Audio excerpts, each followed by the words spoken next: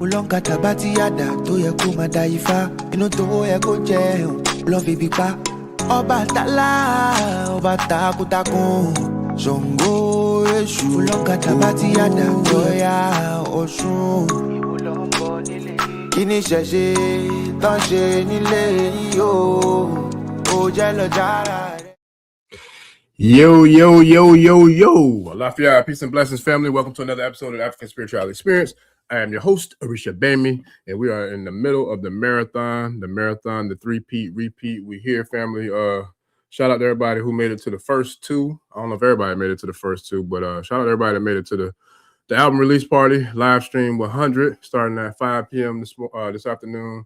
Shout out to everybody who was on the live stream with the Big Chief Rod Hayes. That was a dope call. We just burnt up, man. And we're back for the third leg of this marathon. So there was a little minor miscommunication with the times, but, it is what it is. I'm going to go ahead and keep this thing going because I know, initially I had posted it for 9:30. So I want to make sure that we get the tribe going and cracking and popping on before the squad getting this thing and squad up, man. So yeah, tribe, I appreciate y'all, family. Like, it's been a hell of a day, which I knew it would be, and it's gonna continue to get a little stronger. You know what I mean? So we got two more powerhouses coming through this thing, man. To really bust it wide open, man. We came to bring the pain, kind of like Method Man. I came to bring the pain hardcore to the brain. Let's go inside the astral plane.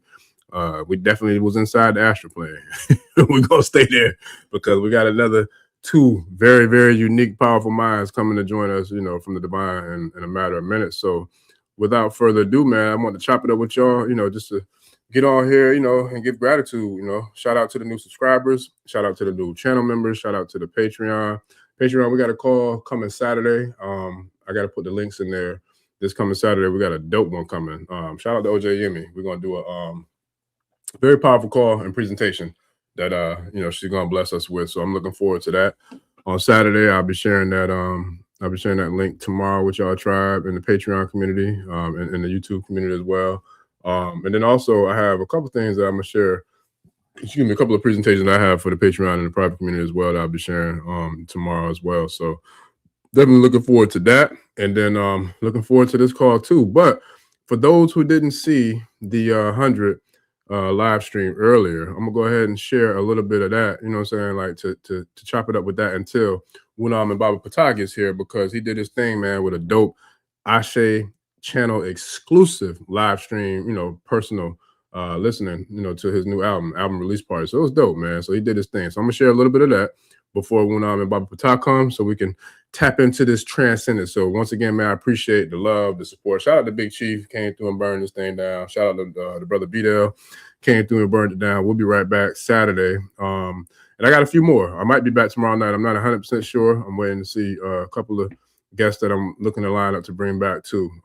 Tribe members that's been here, guests that's been here, and then I've got a few more new ones that I'm looking to try to lock in too, family. So I'm definitely doing the work, to make sure that we do what we do. And, keep it pushing. So I'm going to share this real quick, 100. And then once Baba Ptah and Wunam get in here, we're going to get this thing cracking, family. So I appreciate y'all. Appreciate the love, the support, the patience. And we're going to make it do what it do, babe. We're going to make it do what it do. Who knows how long we're going to go tonight. But I want to give first and foremost a shout out to the brother 100, who's sitting back in the studio waiting to come and burn down the tracks for y'all. So I want to give him a special shout out, man. And congratulations on the debut of today's album that he's going to be sharing some songs with us from. I definitely want to give thanks to him, for giving us this opportunity to have an exclusive watch party with him with 4 tracks off of his brand new album that's just being released today. So I want to give a huge thank you to him. Huge thank you to all the love, support, all the new subscribers, all the new channel members, all the Patreon members, as usual. Family, I'm looking forward to this opportunity. I'm going to go ahead and jump off after I bring 100 in. He's going to do 3 songs. And then after that, we're going to come back. I'm going to come back in. We're going to chop it up about the new album. We're going to hear a little bit about how it all came about, what it's about, all that good stuff, man. And then he's going to drop a few, 4 of the brand new exclusive tracks right here in the African Spirituality Experience live stream album release party featuring 100 or Nothing. So ladies and gentlemen, without any further ado, the man of the hour, the man of the voice of the channel, the man of the Ase movement, let's get it. 100 or Nothing.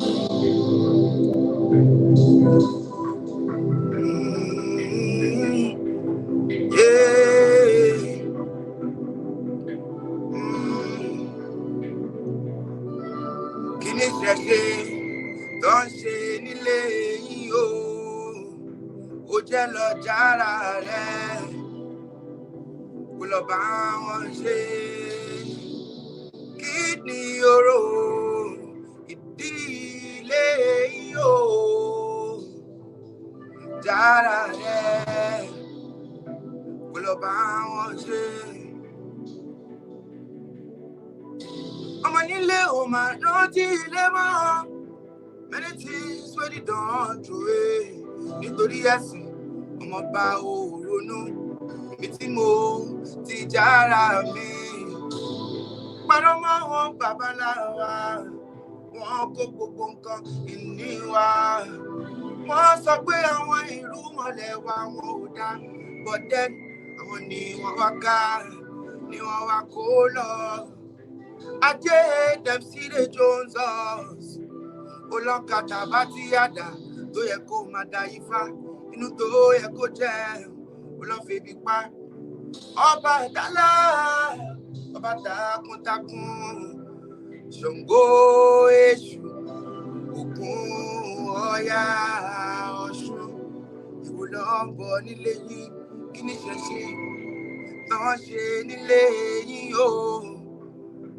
Ó jẹ́ lọ jára rẹ̀ kó lọ bá wọn ṣe kí ni oró ìdílé yìí o jára rẹ̀ kó lọ bá wọn ṣe.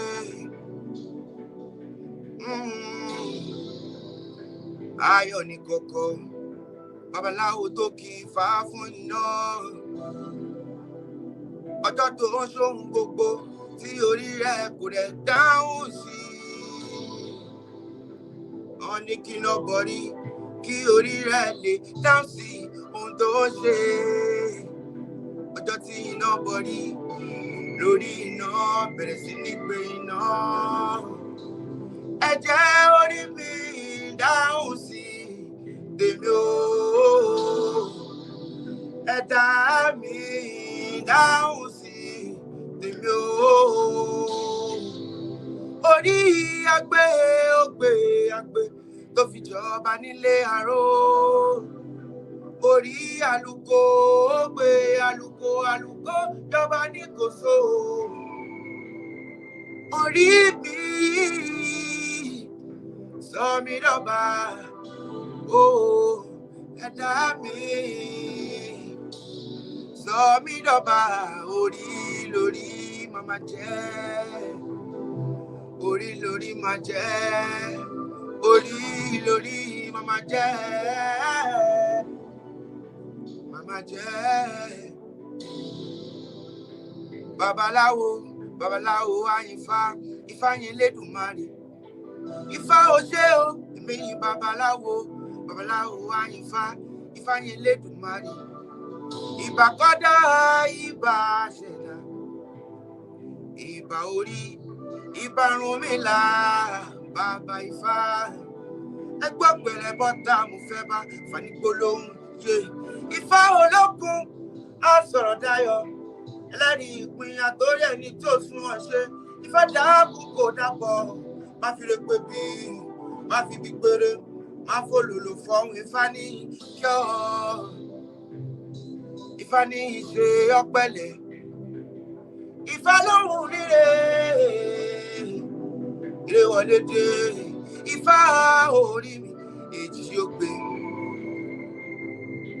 bàbá Ifá gbé mi kórè ọ̀yẹ̀kú méjì mi ò jẹ̀kú ní kékeré ìwòrì méjì sọ mi lọ́wọ́ wọn ni tó tún ṣe nìyẹn ayé ẹ̀ ṣọ́ra ẹ má fojú di mí. Òdì méjì ibi gíga láyé mi ìrọ̀sùn méjì orí mi dorí ire wọ́n rí méjì ọmọlá ọba méjì ya ọ̀gọ̀rọ̀ méjì ya òkúta méjì ya ọ̀sá méjì ọ̀sá ẹlẹ́yẹ ìkádì méjì ẹ̀dá kún ẹ̀ṣáyé ire. Fọgbọ́n ọlọ́gbọ́n ṣọgbọ́n òtúrú pọn méjì ìtura méjì ẹ̀kú kété ẹ má gbé nìyàn ìdáta méjì èmi tí gùn jẹ́gbẹ̀ ọ̀sẹ̀ méjì jẹ́ jọ̀nà àbínú ẹni.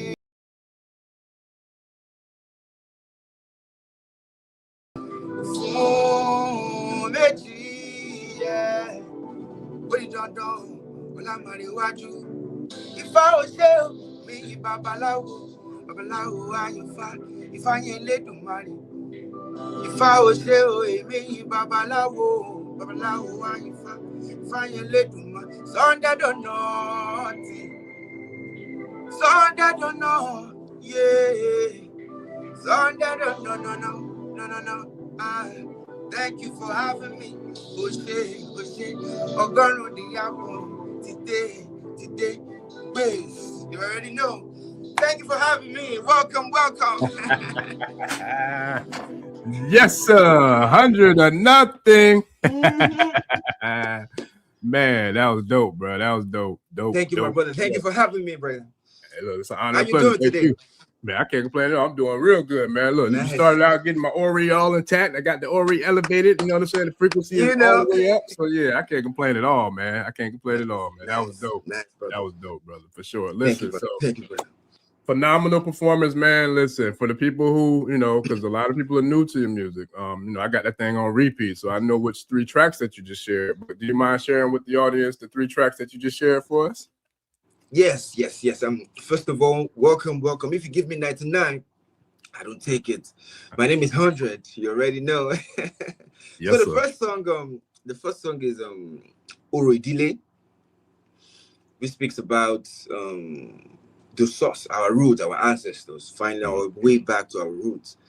And the second one is Ori, which is more like venerating our Ori, appreciating our Ori, this is the Ori, but this is the physical one, but the supernatural one, more like calling your Ori thanking your Ori, calling your Ori to be by your guide, it's more like full of prayers in the song. So it could be used as a prayer too.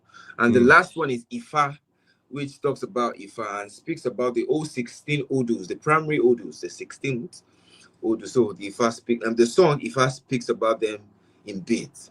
So those were the songs I just had to mobile up together, Oh yeah. Look, they cook them up in the pot, man. Cook them up in the pot for us. Hot and warm, hot and steamy out here. Exactly, brother. Yes, sir. Nah, that's what's up, man. Listen, so I was sharing with you, backstage before we came on about how I really have been listening to it from the time that I got exposed to your music. It's been heavy in my rotation. So Ori is one that I actually listen to whenever I'm doing offerings and prayers to my Ori. You know what I mean? I listen to the acoustic version, which, I'll share it like in the private communities. And I also share it with the, with the tribe for them to come check it out too. But that's a very powerful song, man, because like you said, it's saying prayers to your Ori, but it's like, for me, I don't know all of the songs by heart. So what I'm doing is when I'm listening to you, I'm like actually saying my prayers, but I'm also, subconsciously, I'm dialed into the melody of the Ori, coming from you. So it's like, it's dope, man. And then even on Mondays when I do my prayers to AJ, I got AJ on repeat, you know what I mean? So it's like, I play AJ on repeat while I'm doing my offerings and my prayers to AJ. So it's like, your music is definitely the soundtrack to Ase for real. And it's like, to have you as the voice of the channel, as the voice of Ase, to come in to do this for us, man, like it's powerful. So we definitely, I'm saying thanks for the whole entire tribe, man, for, you blessing us with your voice, your vocals, this opportunity to give, this exclusive live stream listening party, you know what I'm saying, to the new joint that's coming out now. That's actually now, right? Yeah, it's going to be out in a few hours, like probably an hour. That's what's up. Time location differs. So Nigeria is almost 12. So it's going to be out 12 o'clock. That's what's up. Maybe not on all platforms by 12, but by noon, by morning, it's going to be everywhere already. That's what's up. So now, speaking of that, where can the tribe find the album at? Once it drops officially live, where can we go to find it, to buy it? No matter the streaming platform you use, either Apple, iTunes, Spotify, Google Play, for those that use YouTube, Audio Mac, all platforms basically. Gotcha. All music platforms. You just search the name 100, you'll find it there. That's what's up, man. So we know that from yesterday, from our conversation, we know that Orogun means 100, right? Ogorum means 100, right? In numbers. in numbers. So what was the inspiration behind this particular album? Because a lot of times when I see artists and I hear artists, in interviews, I always see like there's always some sort of either inspiration or some sort of motivation or some sort of event or something that may have like taken place in order to kind of inspire the art that's created during that project. So can you share with us, like, what was there any particular inspiration, or did you just have the vibe to write, or like how did this whole project come about? Thank you, my brother. So this particular album, this project, it came. I wouldn't really say it was something that we put down like, okay, we had something in mind, or we had to get to do things. We had them written like, okay, this was what we were going to do. We didn't have those things. It just came out with like, okay, man, I think it's time for an album, because we've been doing. I just called my guys. I was like, okay, I think it's time for an album. Meanwhile, all the songs were songs that I've been recording already, because I'm someone that I work a lot. I record a lot. So I've had these songs. I have a lot of songs on my album. The ones that didn't even make the album that we had to take out. Wow. So I got to the studio with my friend, my engineer, one day, and we're talking. I was like, okay, we should listen to the songs I have already, since I was talking about an album the other day. And we started listening, and we shortlisted like 18. We just had those ones like, okay, this one's nice, and they sound nice. Because now, when we're listening to it, I noticed, but while I was recording all those songs, basically, I was leaving the mood of making solemn songs, more like slow tempo songs. I was leaving that phase on moving to a more mid-tempo.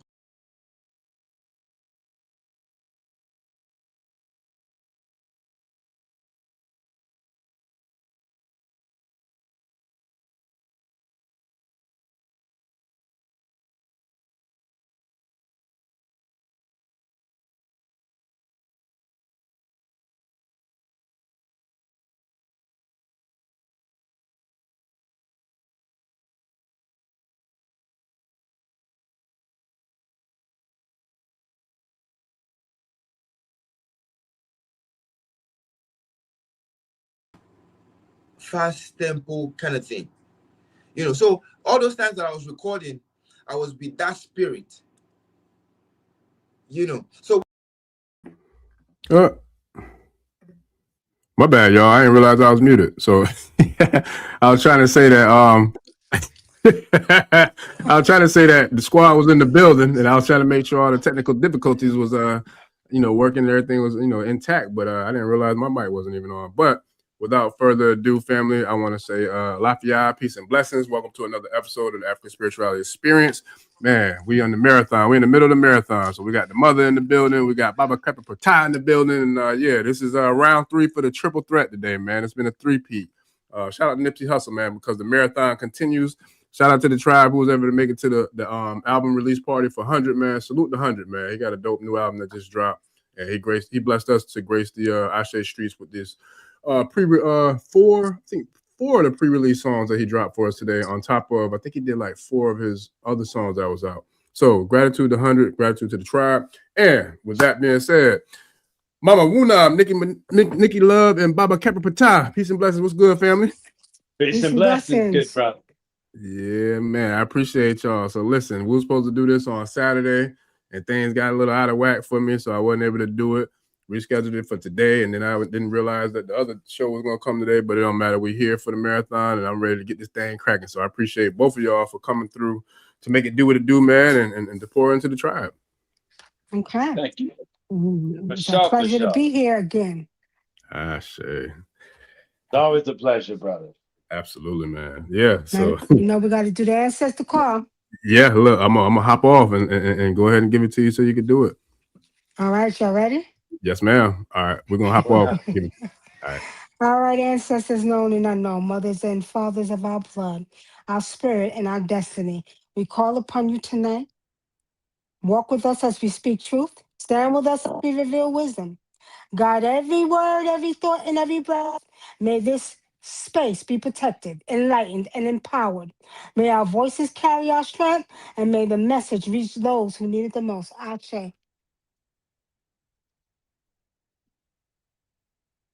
Ashe. Oh, I yes, sir. share. My bad. I was trying to refill my little water mug before I came back on. But yeah, no, I appreciate it. So That's why yeah, you need it's a these lot. right here.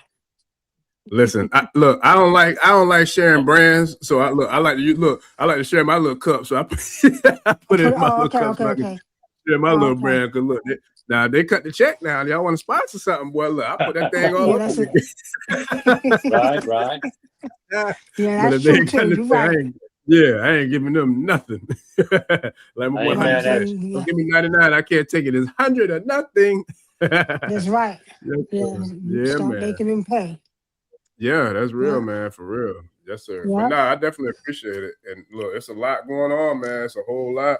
And as it always is, you know. So I feel like both of y'all got your own lane that nobody can jump in and, you know, and do and teach the way that y'all do with the, you know, the magical wonders of the mind that y'all have and the gifts that y'all have. So like this is a first, you know, to bring us three together, man. So it's like when me and Baba Ptah had the last one, I'm like, yo, it'd be dope if we all, I don't know if it was you or me, one of us, I think it might have been you. Was it you that said it, Baba? One of us said it.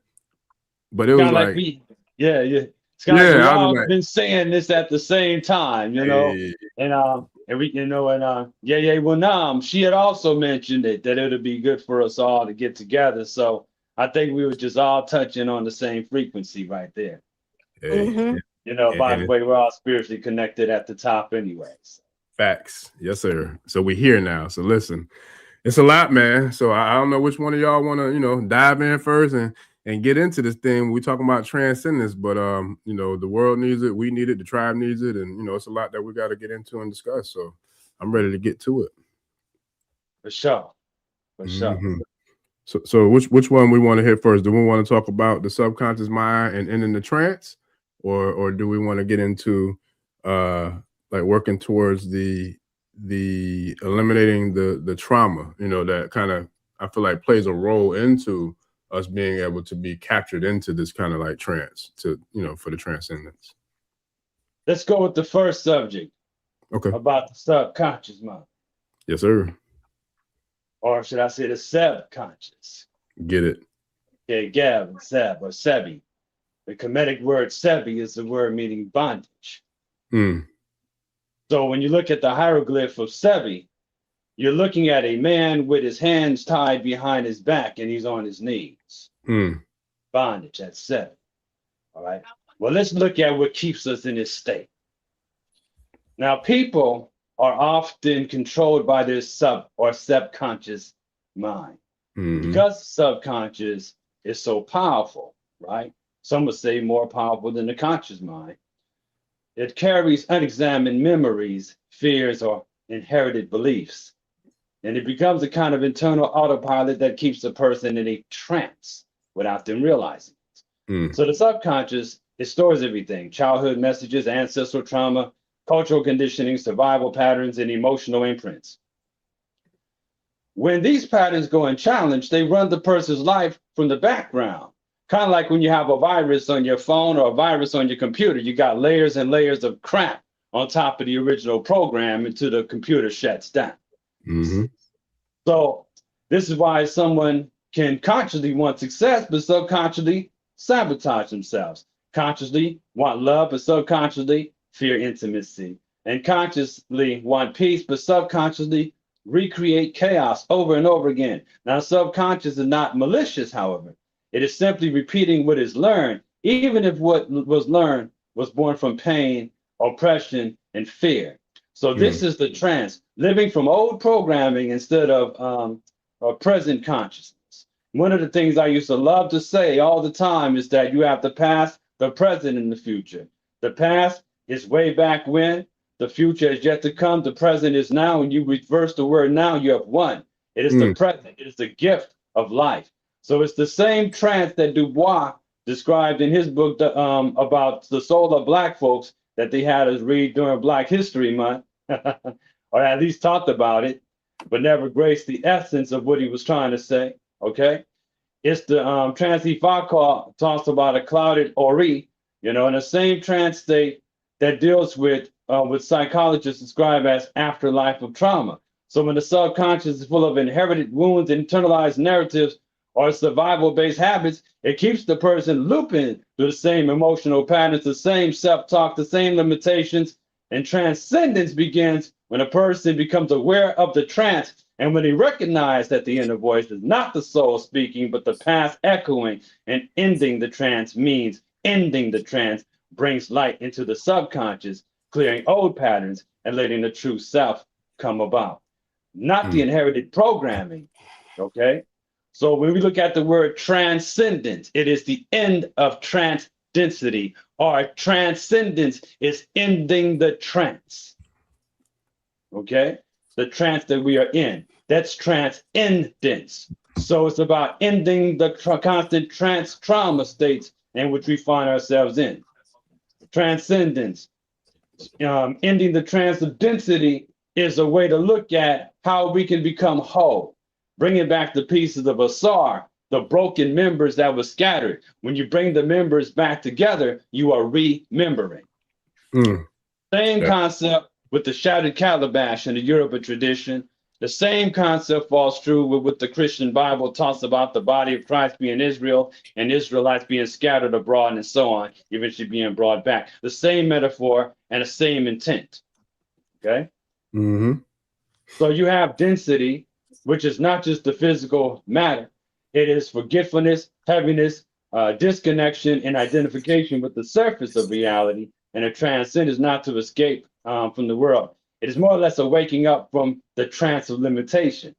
So in Kemet, the trance is called the Nebab, or the clouded heart. Okay? In Ifa, we talk about a clouded or a wounded consciousness, a wounded Okan. The Dogon talks about the incomplete vibration, right, of the walking people, the sleepwalking people. Even Elijah Muhammad talked about being resurrected from a mental death. So in the Kemetic tradition, the soul, we call that the cool, the shiny one, only when it breaks the trance of earthly illusion, right? The trance is believing that the body is the whole self. In this case, forgetting your cosmic origin, living without Ma'at, and basically embracing Esfit and being ruled by fear, ego, chaos. And transcendence is the moment that the heart becomes light again. The trance dissolves and the light body activates and becomes the Khu. In the book of Coming Forth by Day, it talks about how the Khus are in the heavens and they feed on the Shechem. And the Shechem is the energy, right? It's kind of like the prana and the chi that we find throughout the universe. So an illuminated being feeds on a totally different food source. It transcends the poison that we're given and fed mentally, physically, and spiritually. In the Ifa, we talk about how humans fall into trance and they forget their origin when they come to the birth canal. So this is why we have to realign with our consciousness, with the Ori. When the head forgets itself, there becomes confusion, according to Rumala. So the trance is living without Iwa, character, ignoring your destiny and acting from an ego-based consciousness into the spirit and losing the connection to the ancestors or your Egun, aka Gungun. So transcendence is the return to coolness. See, like I said before, in the tradition of Yoruba, it's about being cool. See, keeping a cool head. So clarity, alignment, all that. This is the alignment of Ori, how we remember ourselves and bringing back the shattered calabash and living in a state of apare, which they call the perfect state in the Yoruba tradition.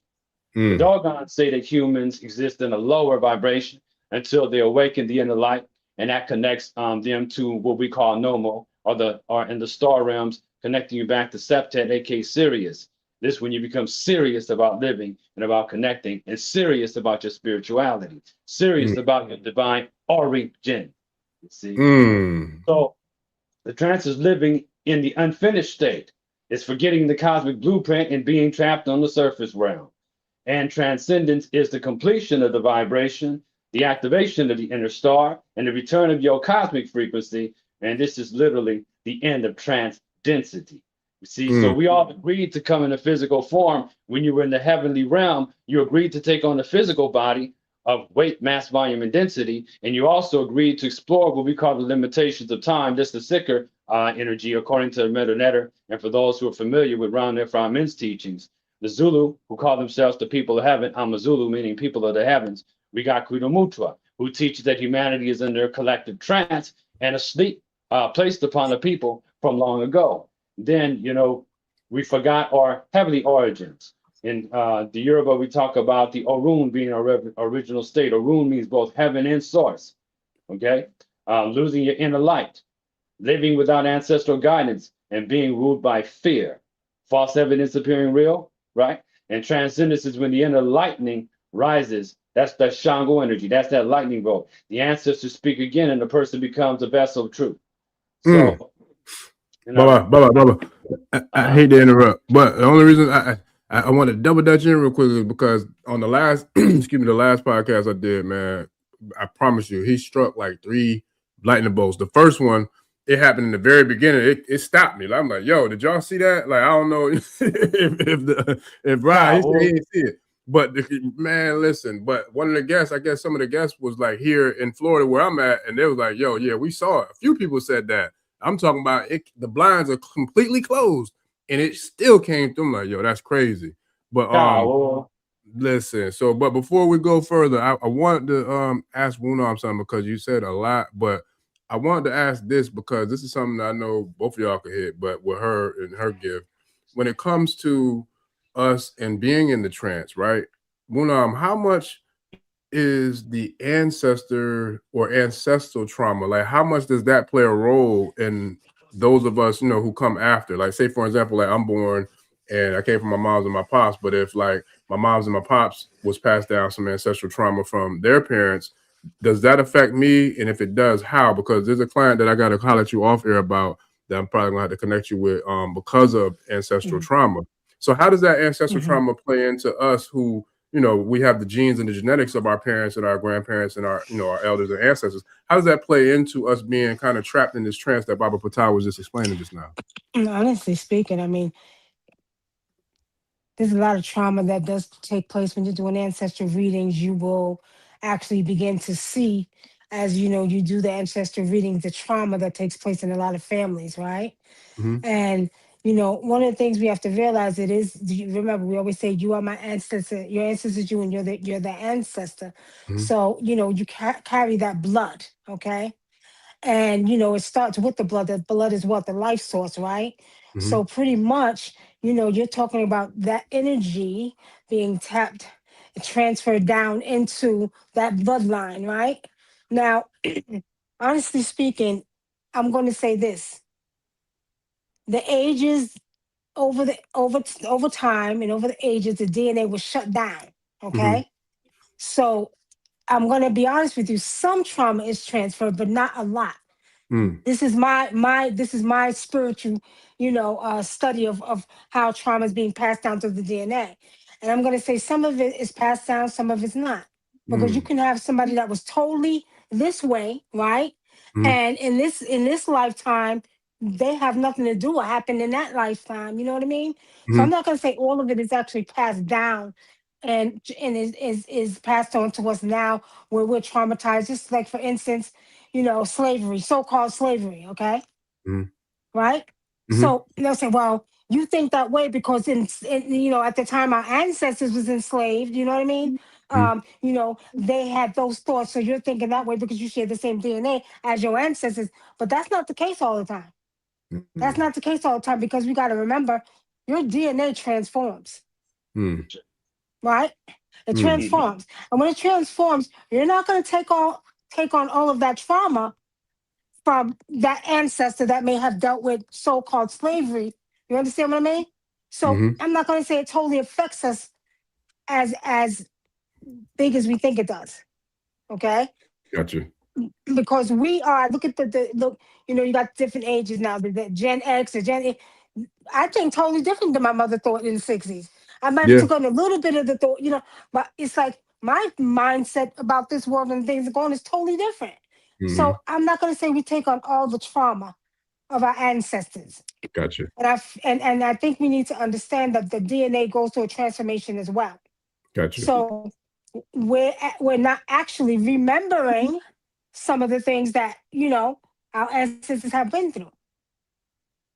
So that's how I feel about that. Gotcha. No, I appreciate it. And then this one, I'm gonna bring a question up real quick because Baba, I'm gonna ask you this because I feel like that's something you're gonna take and run and score a touchdown with. Why do they always talk about shout out to Vanessa Sanders. I hope I'm saying that right, family. But shout out to Vanessa Sanders. She says, "Why do they always talk about these wars in the heavens?" That's a very, very interesting topic.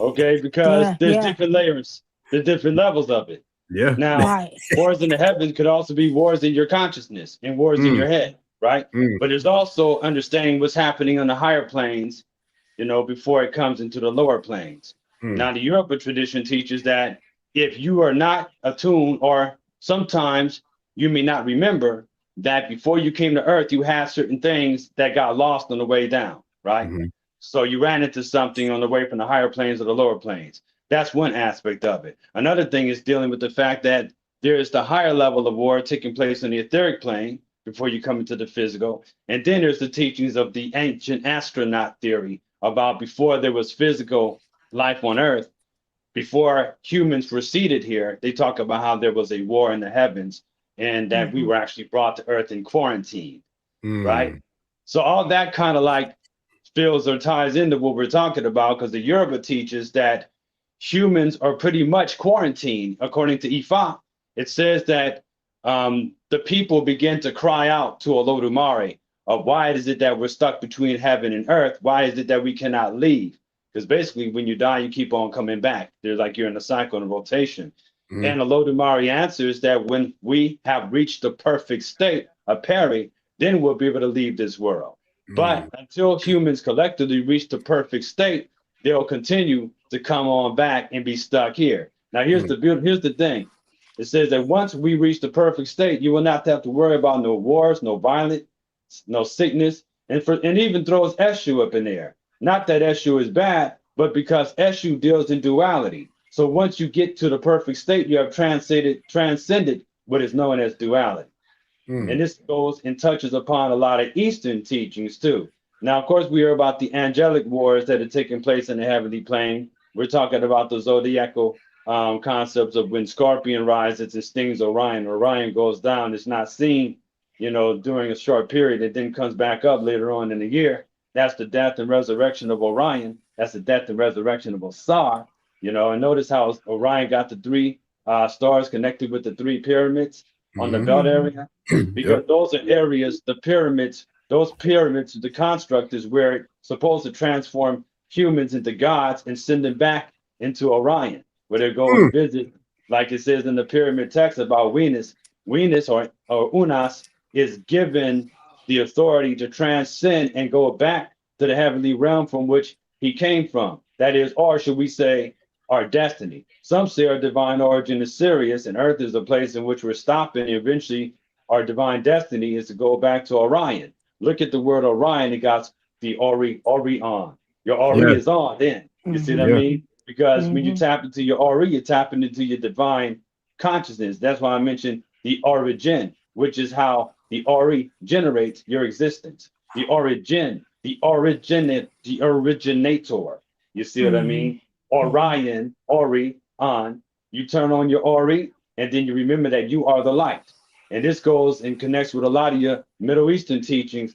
Now, I want to talk a little bit about that. And the reason why is because it's coming up about the war that's taking place in Iraq, right? I mean, Mm-hmm. Iran. Baba, So, Baba, I hate to cut your wisdom, but because you said something that spoke to me, and I apologize. But when you said the deity of Awanas, right? Is that the same deity that's connected to the Sirius astrological deity as well? Is that deity, or is it a different deity? was actually an ancestor. He was a king. Ah, However, but they call him Munas, they call him Venus.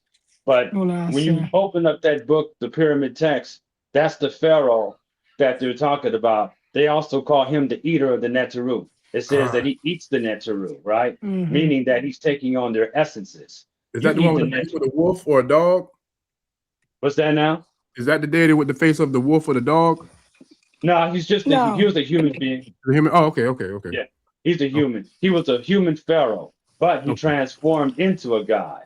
Ah, So the whole thing is in the pyramid text is when you have lived the righteous life of Ma'at, right? mhm. And you go before those 42 judges and it goes along with the halls of Ma'at. When your heart is basically in alignment with the feather, because your heart is not considered heavy, then you can transcend because you're not for the desires that's keeping you coming back here. That's the Right. heaviness of the heart. I wish I would have done this. I wish I would have done that, you know, or I desire to come back and become rich or something. Mhm. You still have the desire and the heaviness in your heart. So therefore, you got to come on back. Heart is thrown to Amit, which means the heart eater, the eater of the soul, and you come on right back. See? I should. So another thing too, they talk about the Bod of Ra taking the souls up into the Duat. You see what I mean? And transferring the souls to the heavenly realms. Now, the Honorable Elijah Muhammad talked about the mother plane. Now we could look that in two ways.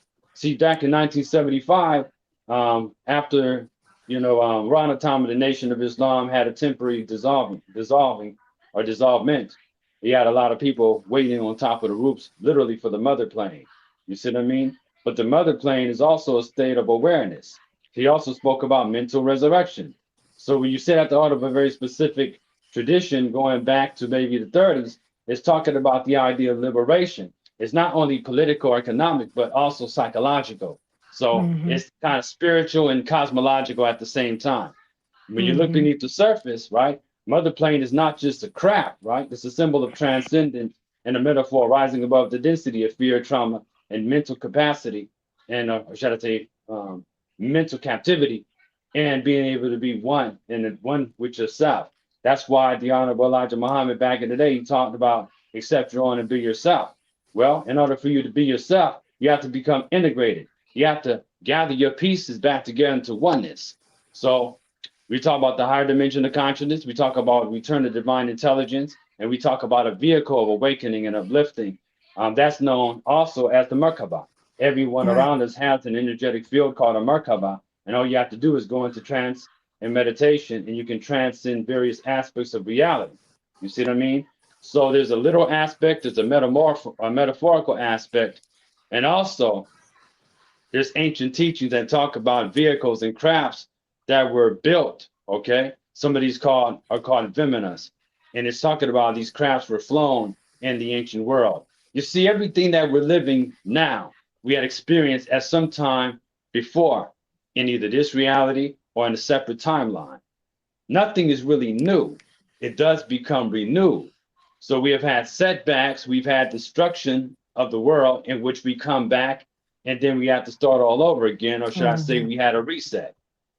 All right, so this is in your ancient text. This is not something that they just now started talking about.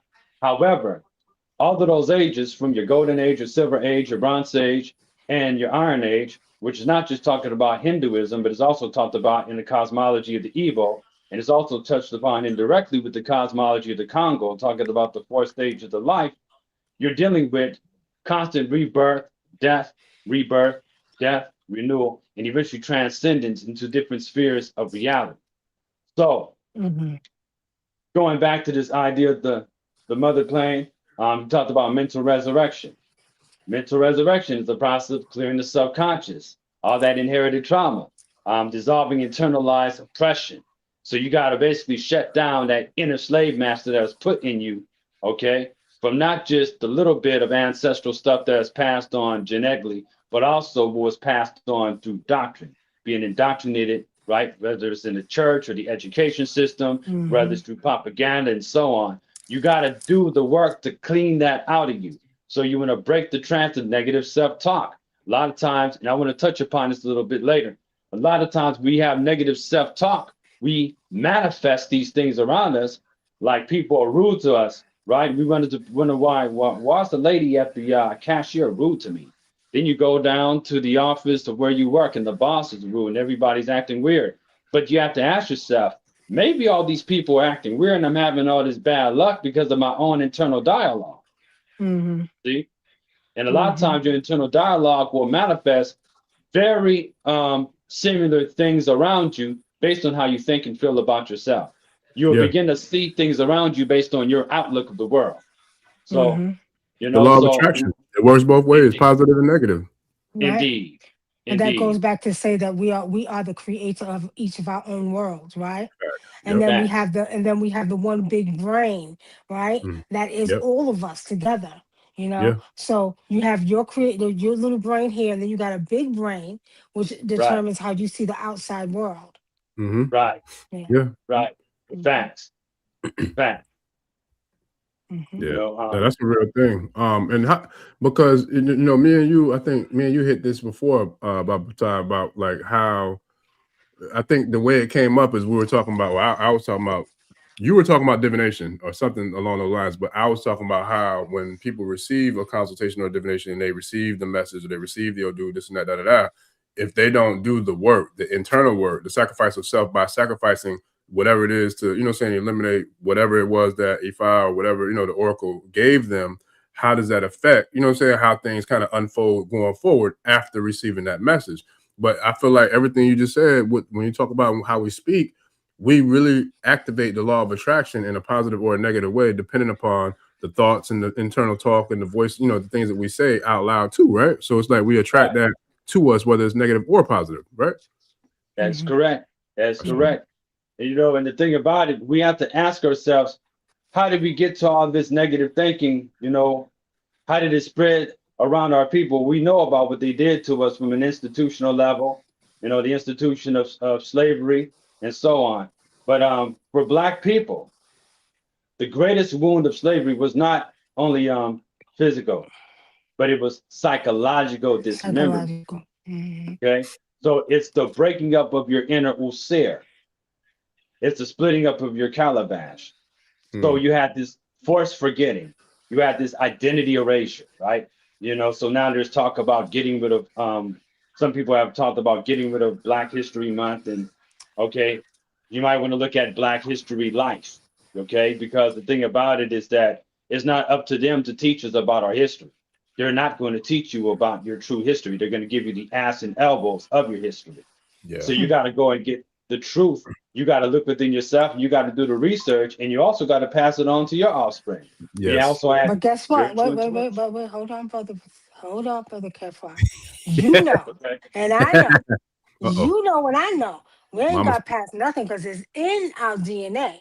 You see, and I'm gonna share this because I know, as a real spiritual healer, a lot of times I wouldn't go outside of myself. I didn't care how many books they put out. I don't care what you tell me. I'm not going to listen to what anybody else is telling me. So guess what? I got my now watch this. I got my ancestral sign set up, right? And I got all the ancient ancestors, right? And I'll sit in front of there and I'll burn my frankincense and give them some meat and red beer. And I'll say, tell me what I need to know, right? And then they'll share stuff with me, right? So like they told me that at one time, Kemet used to be a stone city, right? And that they use high-tech lasers to, do the pyramids, to do the Sphinx, right? So now this is information I'm getting from going into meditation and tapping into what you call that? What did you call that, Brother Ptah? The Tapping Merkaba? into that The Merkaba. Right? Okay, so tapping into that. So I'm sitting back and I'm just taking all this information and it's just downloaded in my DNA and they're telling me this and telling me that. And then guess what happens? I'm on the History Channel. And the History Channel says, oh, they found a tomb down there with some high-tech lasers, right? Now, mind you, they showed me this now while I'm going into the meditation. And what they told me, too, is that even if they were to destroy every mega monolith, every pyramid, every ancient combated, deity or whatever you want to call it, that it's still in our DNA. Yeah.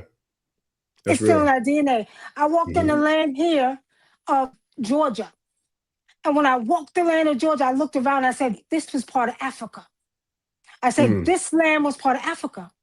And then I start seeing the pyramids. I start seeing different, pharaohs. And sure enough, what happened again?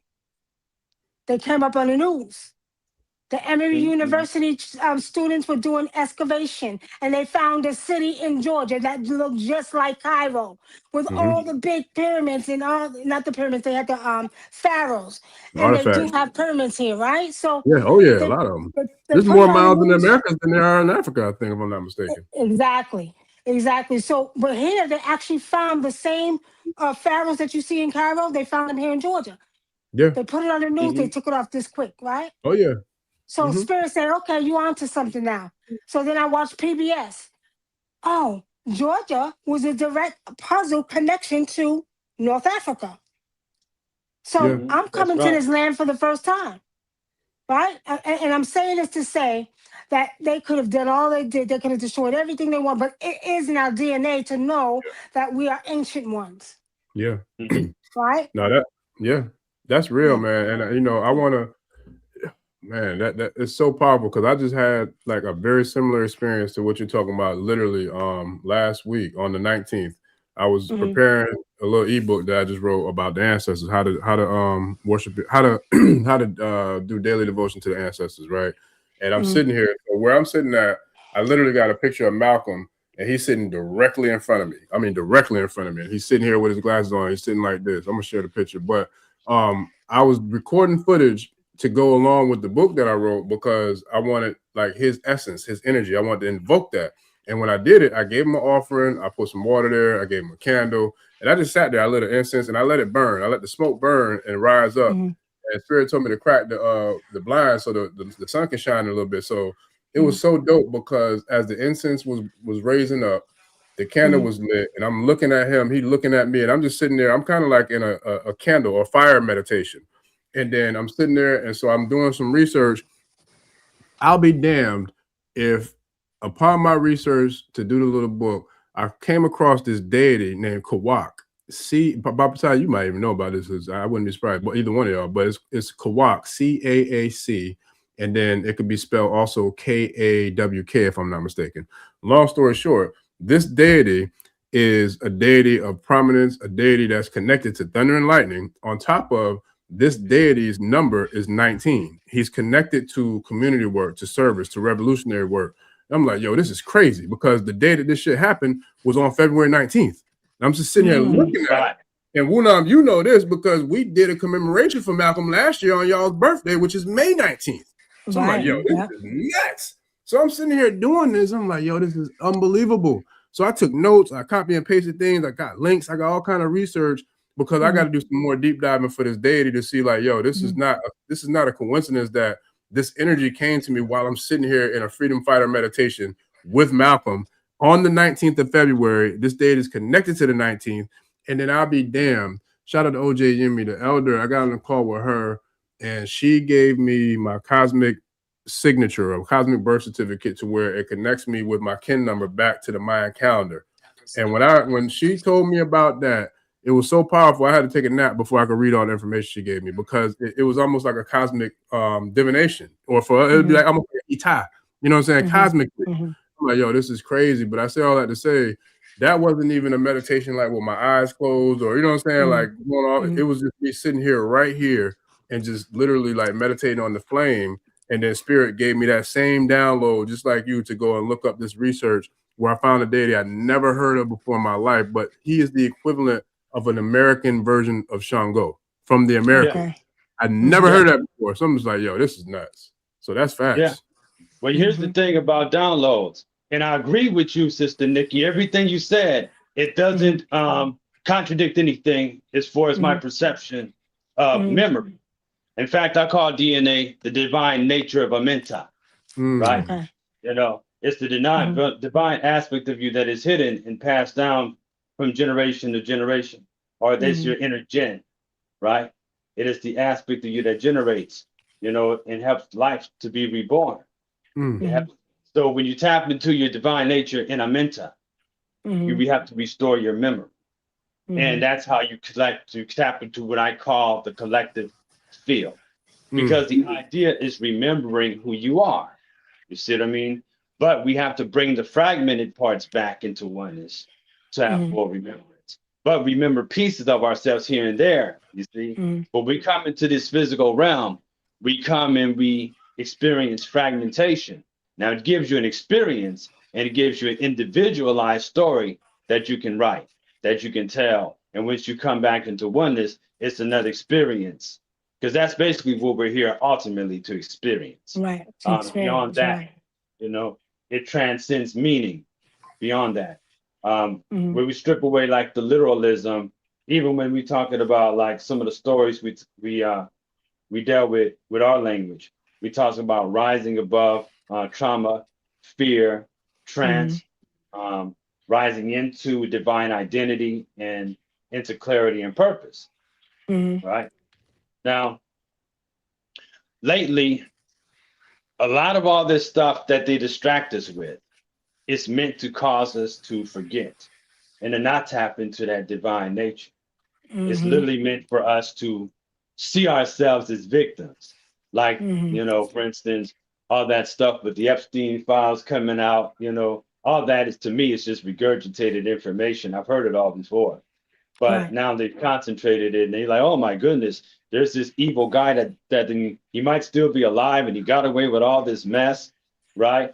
And then there's the conflict between the United States, Israel, Iran, and what took place in Venezuela.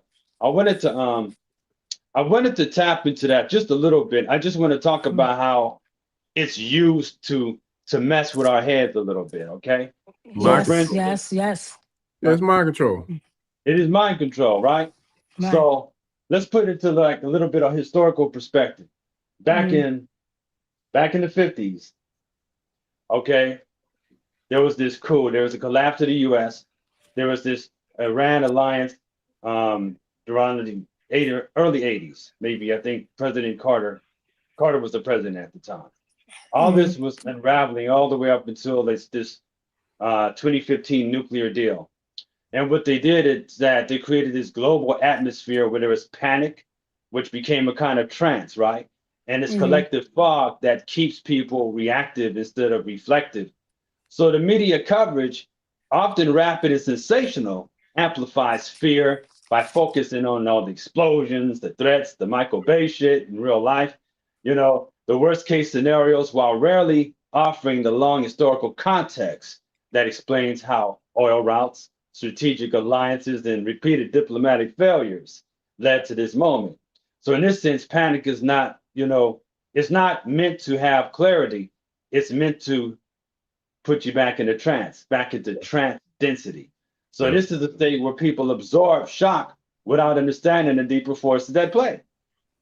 So ending the trance meaning stepping back from the fear cycle long enough to see the conflict as part of a long tangled history rather than a sudden catastrophe, which they constantly repeat and throw up in your face. So earlier, I talked a little bit about W.E.B. Du Bois with the soul of Black folks. So all this touches upon psychological afterlife of slavery, ancestral trauma, just a little bit.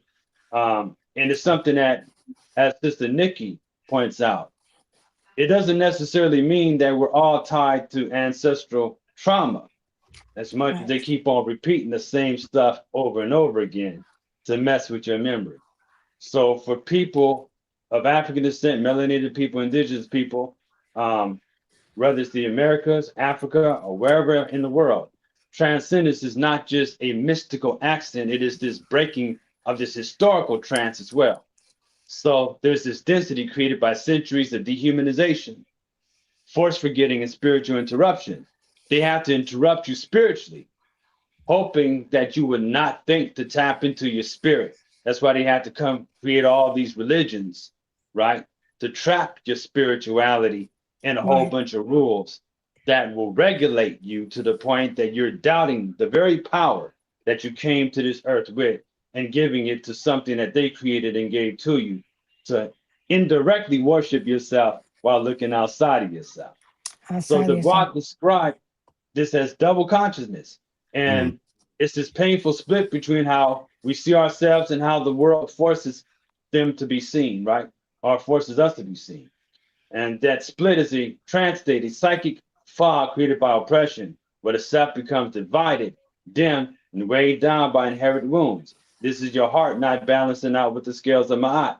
So you have this, you have these documented scholars. I had the joy of meeting before she was Dr. Joy Leary, also known as Dr. Joy the Gray. She wrote a book called Post-Traumatic Slave Syndrome. And I remember when she came to Seattle and she spoke.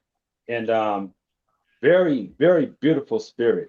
But she was talking about how fear and hypervigilance, internalized shame, and survival-based behaviors can be passed through generations and shaping the nervous system and the spirit.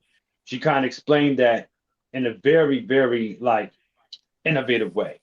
You see what I mean? So it's a lovely piece of work. She talks about There's a book she wrote about PTSD, post-traumatic slave syndrome. So you can check out her work as well.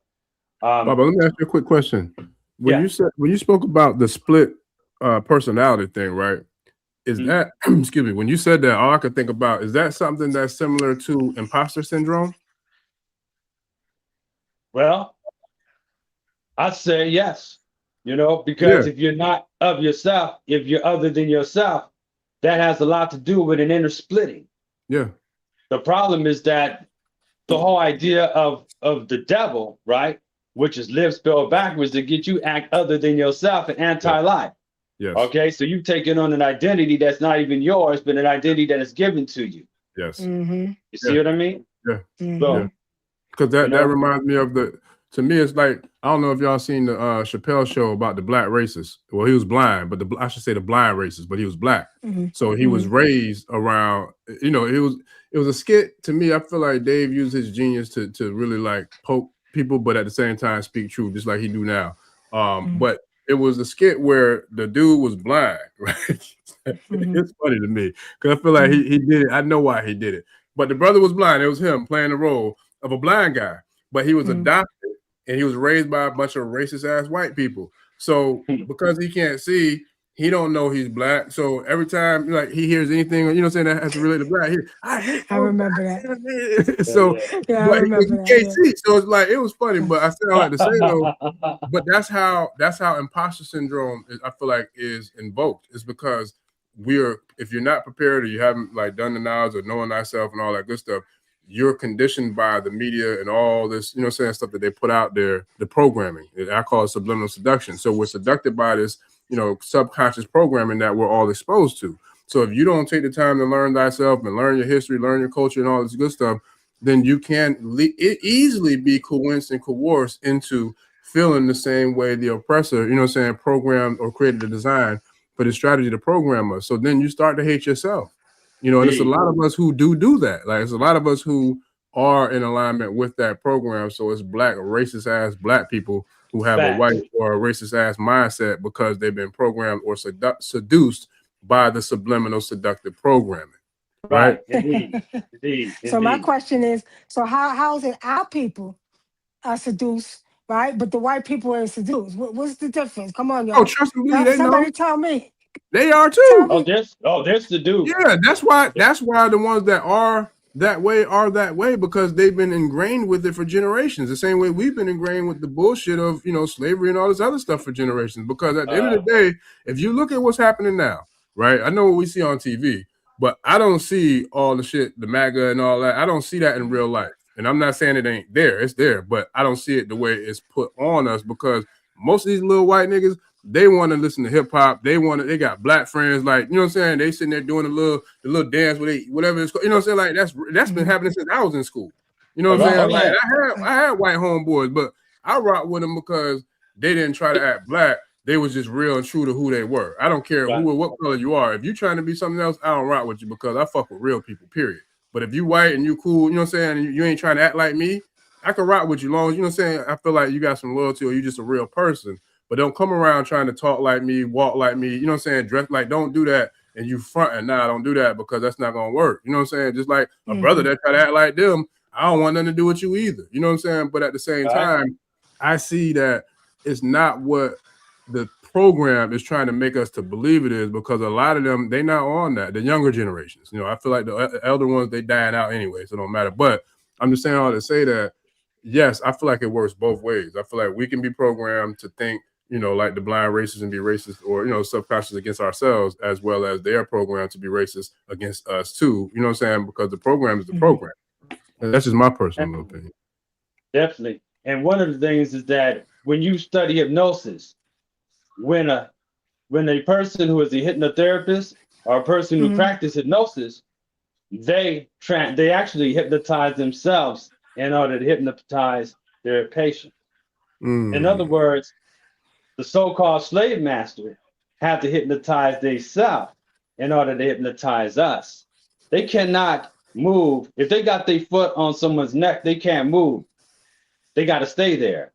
Another thing that we have to remember, a lot of whites are victims. You hear a lot of these whites YouTube or whatever, social media, they're trying to say that they're suffering from reverse racism. They're saying they're being discriminated against. They're saying that they're the ones who's being shut out the game. Baba, that you just literally you proved my point of exactly what I'm saying. The program is the program, and it don't matter what color of skin you in, because if you fall victim to the program, you're just a victim to the program. Whether you're black and you hate white people, or you're white and you hate black people, or if you're black and you hate black people, or if you're white and you hate black people. You know what I'm saying? Like, hell, there's white people that hate white people because they, you know what I'm saying? Like, the program is the program. So I feel like regardless of what color you are, if you don't have the wherewithal to get to know you and do your studying, do your research, do your inner, you know what I'm saying, work for you to connect with the creator, it don't matter what color or none of that, because you're going to be seduced by that program. You're going to be a bot no matter what color, you know what I'm saying, race or creed or whatever, because you don't know God because you ain't trying to, or you didn't have the capacity to get to learn. Because if you learn and know thyself, I feel like that's like religion. Like people bash one culture, bash one religion, and put theirs on a pedestal like it's superior. But if you, whatever that religion is, I don't care if it's Christianity, I don't care if it's Islam, I don't care if it's Buddhism, I don't care if it's Ifa, whatever. If you are living the life truly of whatever that doctrine is, and you're living according to your God, you ain't gonna be bashing other people's, you know what I'm saying, religion. You should respect it, because at the end of the day, I don't have no problem with nobody from no religion, but just show me love and respect. I'm gonna show you love and respect. But if you come for mine, I'm gonna come for yours. You know what I'm saying? So that's where I feel like the disconnect is at. Well, so it comes back to when we say we create our own worlds, right? Yes, so ma'am. it's sort of like I would tell people, they would come on my radio show years ago and they would tell me, well, I see Jesus and I know Jesus exists, right? And I would say, yes. I said, Jesus does exist in your world. And I said, I bet you I can tell you what Jesus looked like, right? He had long hair and he was white. And oh yeah, and that's exactly how he looked. I said, I know. I said, and you were given the image to show you, right? That's what your Jesus looked like. So I'm not mad at you, because guess what? In your world, that deity, that thing exists, right? Yes. In my world, it doesn't, because I wasn't given that to get, to be programmed with. You was. So I don't, I just kind of let them know it's okay. It does exist in your world, but not in mine. Right. Yes. Right. Yes, sir. That's facts. And and we are programmed, and it comes back to, I said, we got to get DDR, deprogram, delete, and reprogram. But what I happens love is that. the Yeah. biggest question people have, and I know, is why, how do I get deprogrammed? How do I forget that I was taught that I was a slave? How do I, understand that I am superior and not inferior? So the question would be, and I'm sure everybody would look, how do I get out of this program? And a lot of times they don't understand that your eyes are like video recorders. Everything you know outside of yourself is being recorded in your subconscious mind. So it's in your subconscious mind, which you're using, I would say 90% of, right? So the 10% of your conscious mind has not been programmed as the subconscious mind, because you're looking at the subconscious mind from your eyes with your video recorders in this world. I asked the question to somebody, what do you know that nobody else knows? Tell me. Yeah. Somebody tell me, what do you know that nobody else in this world Yeah. knows? Yeah. Yeah. Everybody knows everybody knows or was told that the sky was purple, but do you really know that? Facts. Yeah. Do you really know that, that the water is water and it could be fire? Yeah. Right? That's the same So, programming. right. And I'm saying that because people ask that question all the time. Well, how do I go? How do I know? How do I, come back? And we have books. We have scholars, great scholars, right? I've had many of them on the radio show. You know that, Brother Ptah. And we've had them that teach. And I was always happy and proud of them. But the problem I have is we still are dealing with the level of programming and brainwashing in the community, in our community now, y'all. In our community, where it's like, yes, a lot of people are being spiritually awoken, but a lot of people are still programmed and brainwashed, and they don't choose to know anything else. All right. That's And that's part of the fog of the trauma too, and Right. there's those internalized narratives of inferiority that they still have to get out of their system. And now we had talked about, like, even respect for other religions. Like, for instance, or the black church or the church, right? In which grandma and grandpa went to. They'd catch the spirit. But to me, that was a hoodoo ceremony because they were tapping into something much more primordial than what the colonizer had to teach. You know, we're talking about entering trance and almost like an Orisha Bembe, okay? Rising in hoodoo power. So they're performing, you know, a connection with ancestry. Now, to me, you know, catching the Holy Spirit is not passing out all of, you know, necessarily just passing out all over the floor, okay? Truly catching the Holy Spirit is opening up to a frequency and allowing your cup to be filled with that which we call the Holy Spirit. That's something that comes from the ancient ones, okay? Right. Now, the Bible, you know, and so on, they took some of these concepts, but when they saw us perform these things, they said, oh, wait a minute, hold up. They actually know how to get the Holy Spirit. We've been talking about it. They know how to go in a trance. They know how to heal. They know how to do what they call it transpossession and so on. You see? Right. So, Right. you know, so in this way, we're looking at something transcendental at place, and it becomes what I would call ancestral repair. Okay.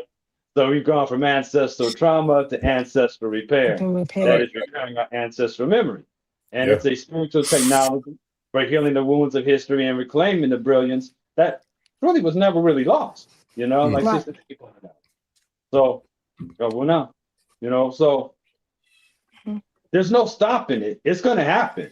It's just a matter of time, you know. But the thing about it, we came from a place of supreme knowledge and took physical form so we can experience limitation. You know, we're not here as individuals to recall everything. We're basically here to, you know, have a unique story in the tapestry of existence. So, you know, when we have this, now this is another thing, negative internal dialogue, right? That's a form of self-imposed slavery. Because it traps the mind in a loop of limitation, fear, and inherited narratives that were never originally ours in the first place. It's the trance, right? One created by history and reinforced by society.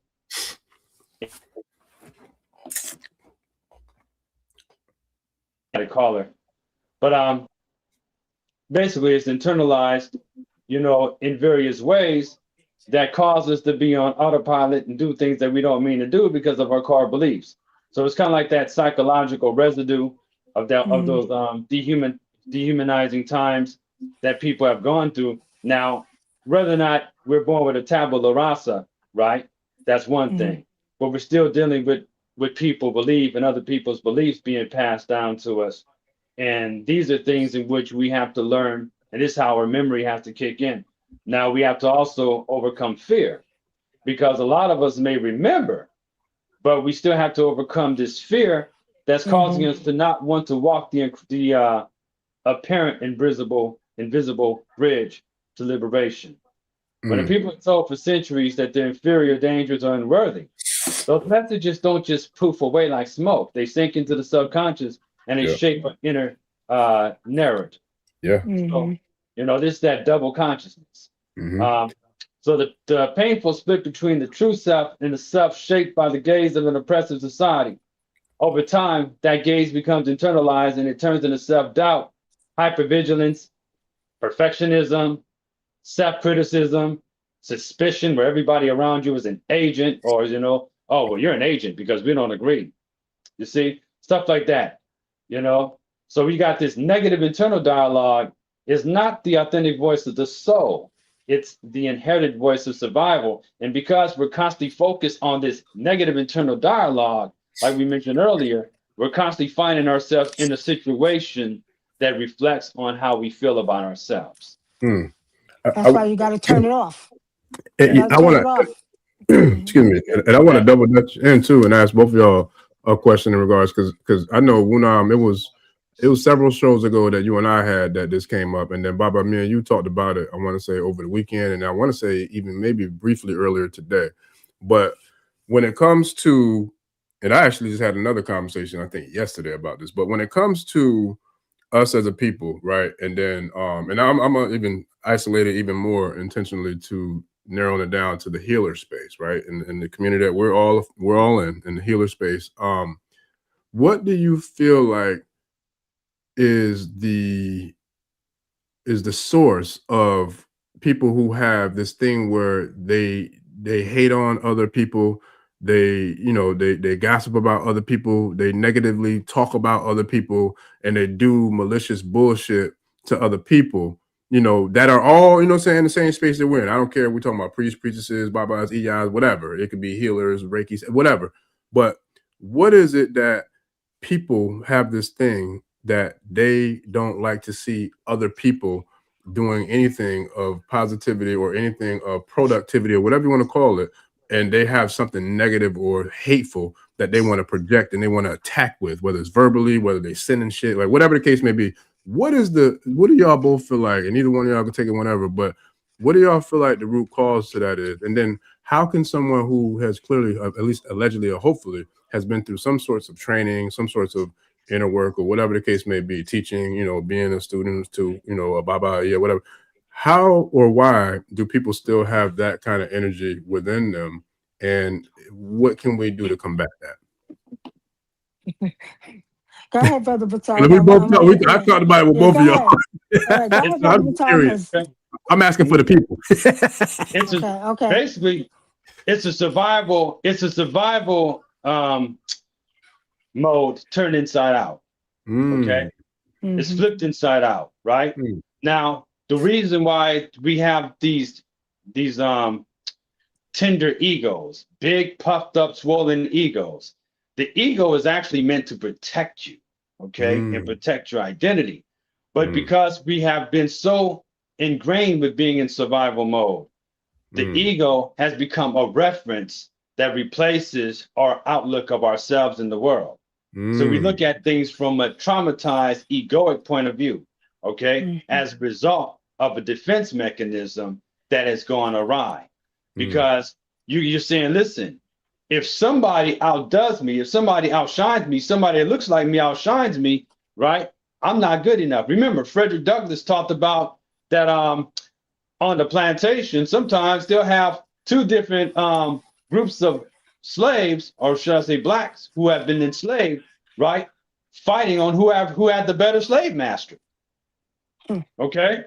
A lot of us is still doing that today because, first of all, it's constantly being told to you through school, through propaganda, right? The human hearing, the human ear picks up on things 40 clicks below conscious human hearing. So a lot of things we're picking up on is stuff we're not even aware we're picking up on. You look at the movies when they show people that look like us, the main thing they show is maybe romance comedies, which subtly programs you to not take your relationship seriously. You know what I mean? Or for all throughout the 90s, they had these movies where the black person was the first one that got killed. You see what I mean? Still happening. So the monster would just single out the black person first, or for some strange reason, the black person was kind of like the people in the red suits on the old Star Trek shows. You knew they were going to die at some point in time. You know, you could basically have taken it for granted. And what that was doing is that was messing with our self-esteem, right? Malcolm X was talking about how you get the Negro who will brag about being the only Negro in an all-white setting because we were taught, you know, subconsciously that you have to be exceptional to our standards. You got to stand out. So when it comes to other people that look like you, you see them as a threat. You see them as competition, but it's in your mind, it's in your subconscious. So you begin to compete with others that look like you. And then you begin to not only challenge them, but you begin to do things like get them fired from the job. You see what I mean? Yeah. So a lot of this has to do with our programming. Again, we have to get rid of the virus. We got to go back. There's a form of meditation when you literally sit and remember the times that you've gone through trauma. And what you got to do is that you got to tell a different story. You got to go back. When you remember that you got popped in the mouth for just asking a simple question, well, you have to go back. You have to change that story, because if it's still playing back in your mind over and over again, you're going to find difficulty in expressing yourself, answering simple questions. When somebody asks you a question, you're all over the place on how you're going to answer it, because your throat center, or should I say your psychic center, has been shut down. because you're afraid to express yourself because you're still remembering getting hit in the mouth. But you buried that under a whole bunch of other things, which could be traumas that was built on top of that. You see what I mean? So all this is affected with how we treat our people. Remember, when during segregation, your parents, right, or your grandparents will whoop your parents' ass, or because they didn't want them going certain places. So what did we learn how to do? We learned how to get hyper vigilant with that belt. We basically got to the point that whipping our children's asses was our culture. Okay. And it started out as a survival mechanism for their own good. Okay. But it also went to the point that it became child abuse. See what I mean? Right. So all of that is connected to the trauma, and you have to tell yourself a different story. Now meditation and going and imposing the new story on your subconscious, aka your life force, is one of the ways to do it. But if you're constantly being caught up in an algorithm on YouTube that's constantly repeating the same bullshit over and over again, and you believe it, you buy into it. I'm gonna tell you something about that. A lot of people are mentally enslaved by an algorithm. They think that everybody in the world is watching the same stuff that they're watching. Yes. But what it is that the algorithm is on repeat. So in other words, they're under hypnosis. Yeah. In hypnosis, they're being convinced that if one group is studying flat Earth, they believe that everybody should know about the flat Earth, right? Yeah. If one group is talking about water is wet, they're going to believe that everybody is having that conversation. If another group is focused on the war in Iran, they're going to assume that everybody has tapped into it because they're watching it so much. But it's the same stuff being repeated to them based on things that they look for in the past. A lot of times they're afraid to look outside that algorithm, or they don't want to, because it seems to be feeding into the narrative that they've adopted and they've embraced. Yeah. And we do the same thing when it comes to life. Yeah. Indoctrinated. Yes. So we have to also stop feeding the indoctrination. Yeah. Yeah, So you have Wunam? That's very true. No, I was going to say that's very true, but we have to remember some people. Let me give y'all, because I like to give stories. I had an old lady tell me one day. She said, "Oh, so everybody got evil in them. Everybody got evil, right? You know what I'm talking about." Right? So I said, "No, they don't." I said, "They got evil if they want to have evil." I said, "But I don't have no evil in me, right?" So I knew that she had been possessed with a spirit, which is they call the devil, right? So I told her, I said, "You're the devil." I said, "But you can't make me be the devil like you." Now, in some of our African traditions, it depends on what tribe you come from. It is believed that people can be born with these disagreeable spirits attached to them. And if they're attached to them, we can't even do exorcism on because you're not supposed to, right? I believe that people you can do what's right or do what's wrong. I believe that we have good energy and we have bad energy. And I believe that people that are in the traditions that decide they want to do evil want to do it because they want to activate that disagreeable side of themselves. And it does come back to part of what Ptah said because of the ego, right? So you know what? If I activate the evil side of me, I'm going to see how powerful I can make a goon work to kill this person, right? That's the ego. Right. But then also that is the disagreeable side because we have both sides. Just like right now, we are in a war of this war is not just about a physical war, it's about a conscious war, right? Yes. So what's happening is also, according to the Christians, Armageddon is the war within your mind. The good, the bad. Which side do you choose? Right? Right. So Right. I honestly believe that we must understand that these people choose to activate that energy of being disagreeable. Right? And I do say that there's a lot of programming mechanism. Like, for instance, I don't watch negative stuff. I have one app on my phone, and every time I turn, this one died, that one died, the baby died, this one died. I said, and being real, I said, take that shit off my phone. I said, Yes. take it off my phone. Right? Right. I don't want to see that shit. Right? So with saying that, we have to understand some people are born in this world because they are, I say we have a 3-dimensional world, not a 2-dimensional world, because there's that middle of Maya of being balanced. But we got to understand that you have the ability to use the good or the bad. Yes. Right. Although we have been programmed, we still have you know what's right and wrong. Yeah. Right? Yeah. You know that if you lay down with a baby, that's going to be wrong. You know that's wrong. Yeah. Yes. Right?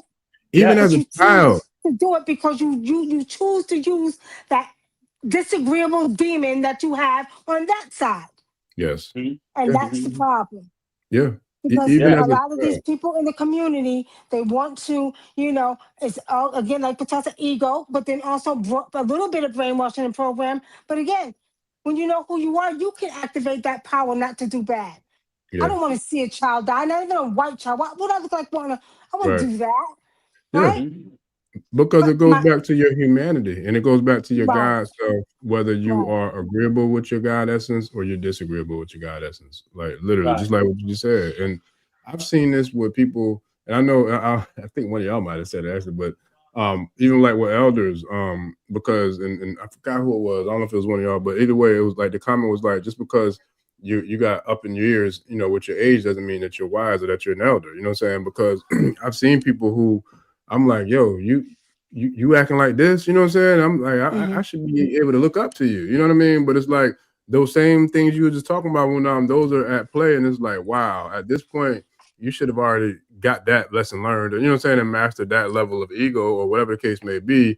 But it's like it goes back to the humanity aspect, because at the end of the day, we all know right from wrong. Even from a child, I knew damn well if I was doing something I had no business to do, there was some sort of internal voice or feeling or something that was telling me, damn well you shouldn't be doing that. And if I did it anyway, when I had to get my ass tore up or whatever the consequences was, it's like that voice, like, yeah, see, I told you, you know what I'm saying? So I feel like we all have that. So it's Right. crazy to me because, like I said, we should be at another level to, where we don't, move on that accord. But I guess it goes back to, like you said, you choose to do and be whoever you want to be or do.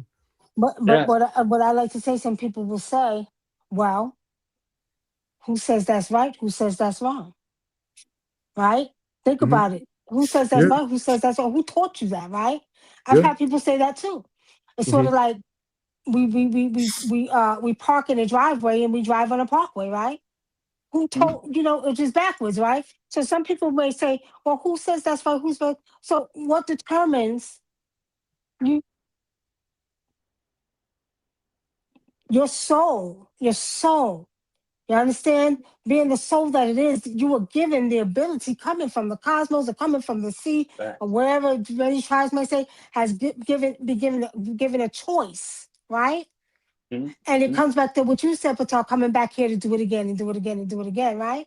Yeah, So Thanks. it's coming from the beginning of the creation of you, Mm-hmm. Right. right? Right. More Right. than just being programming. Baby, and I'll give you an example. Yeah. Take a baby. How does a baby know that if you don't hold him, he's going to fall, he's going to start shaking, right? How does the Mm-hmm. baby know that? So Mhm. it's embedded in his soul already. Yes. So some of these people, you can't save them. They yeah, have come back with that same energy of wanting to be evil that's attached to them, yeah. right? Yeah. And Mm-hmm. they want to do bad. Mm, That's that Yeah, concept of free will, you yeah. know. right, So right. we have been given the ability to make the Who are you decisions, looking for? you know, even when things happen to us, like people have these metaphysical experiences. When you go deep into their consciousness, you discover that they made some type of agreement for these things to happen. Mm, yeah. No, that's real. Excuse me. I got a couple of questions. Excuse me. I got a couple of questions. Y'all mind if we get a couple of questions from the tribe? Sure. No, come here. Sure. Okay. So, this is a really actually I got a few good ones. So, excuse me. Namaya Israel Phoenix Rose 777 says, well, in the case that was slavery real, or was it just something we hold on to just because it was taught to us as such? I felt like that was a damn good question. What do y'all think about that? Well, I'm gonna tell you, slavery was and is real as we make it. I'll tell you That's why I right. say that. When you are working at a job, I'm not even talking about whips and chains. I'm talking about clocking into a 9 to 5 job, right? And you know that you don't like working at the job, but you're doing it anyway because you feel it's the only means, but you're not tapping into your creativity. That's a form of slavery. So they've been Mhm. doing this and tricking you into basically giving up your power for millennia.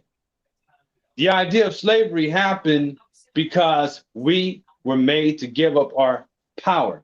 Even if we're in chains, as harsh as this sounds, As harsh as it sounds, we still have the choice to fight. Now, we may have lost our lives, but at least we would not have had to been in slavery. I'm going to tell you something else. When you work at a job, let's say you're doing something that you feel is immoral. Let's say you work for the army or whatever. Okay. I've listened to people who said that they were deployed and went down to Somalia and shot children. Did they have to shoot the children? He said that he was in such a war situation that he went and shot the children. I said, did they have guns? He said, I didn't take time to look. I just shot. This was someone that I was talking to on a Greyhound bus one day. Well, here's the thing. He was on straight survival mode, right? He wasn't thinking. He wasn't filtering out anything. But he could also fall back and say, I was doing my job. Can I share something with you? Some of the most nastiest people that I've ever met are people who say that they were just doing their job, working for somebody else. See what I mean? Now, do they have the choice to stay there? Do they have the choice to leave? I say they do. But the thing about it is that a lot of times the so-called idea of being in slavery is indirectly connected to a form of content. Okay? If you want to go to war with the slave master, then you're going to have to develop a certain amount of courage. Courage is not the absence of fear. It is basically facing that situation in spite of it.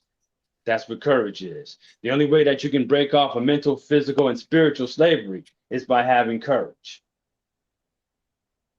You have to be willing to face that which you have allowed to limit yourself, or you've been afraid to ask certain questions. I give you an example. Okay, the shark in the tank. If there's an invisible glass wall, the shark will bump his nose upside that tank. Okay. Now, here's the thing. If you lift the tank, if you lift that glass, the shark, after a while, being brainwashed, will not go past that glass, where that glass window was. But sometimes, if that shark is hungry enough while chasing food, the shark will go and pass that barrier. Sometimes we have to listen, and sometimes we have to be willing to take that step to walk across that invisible bridge. The bridge is there. It's just that our minds are editing it out because we've been told and programmed that it's not there. One form of programming, if you read a paragraph, right, your mind is only going to take in so much of the information at a time. Now there's experiments where they have like a whole paragraph and they have like 5 words that say of. Well, if you read that paragraph, right, at first, your mind will not notice those F's. Why? Because the brain doesn't think it's important. So your mind will literally edit it out. Some of it is survival. Some of it is programming based on what you believe is important. So if you want to escape slavery, then you have to also take an assessment of who you are. Because those slaves, so-called slaves, they did fight. It happened. It's still happening. But the whole question is about agreeing to it. A lot of us working those 10% jobs and not getting paid anything, that's a form of slavery. When they put you in prison and have you pounding those rocks and pounding out license plates and building furniture, that's slavery. Okay? It even tells you in the Constitution that basically those who go back to prison are put back in slavery. Okay? So yes, that happened. It still happens. Okay. Well, what's your perspective? I'm going to say this. I'm going to say, y'all know I'm a great seer, right? And I see.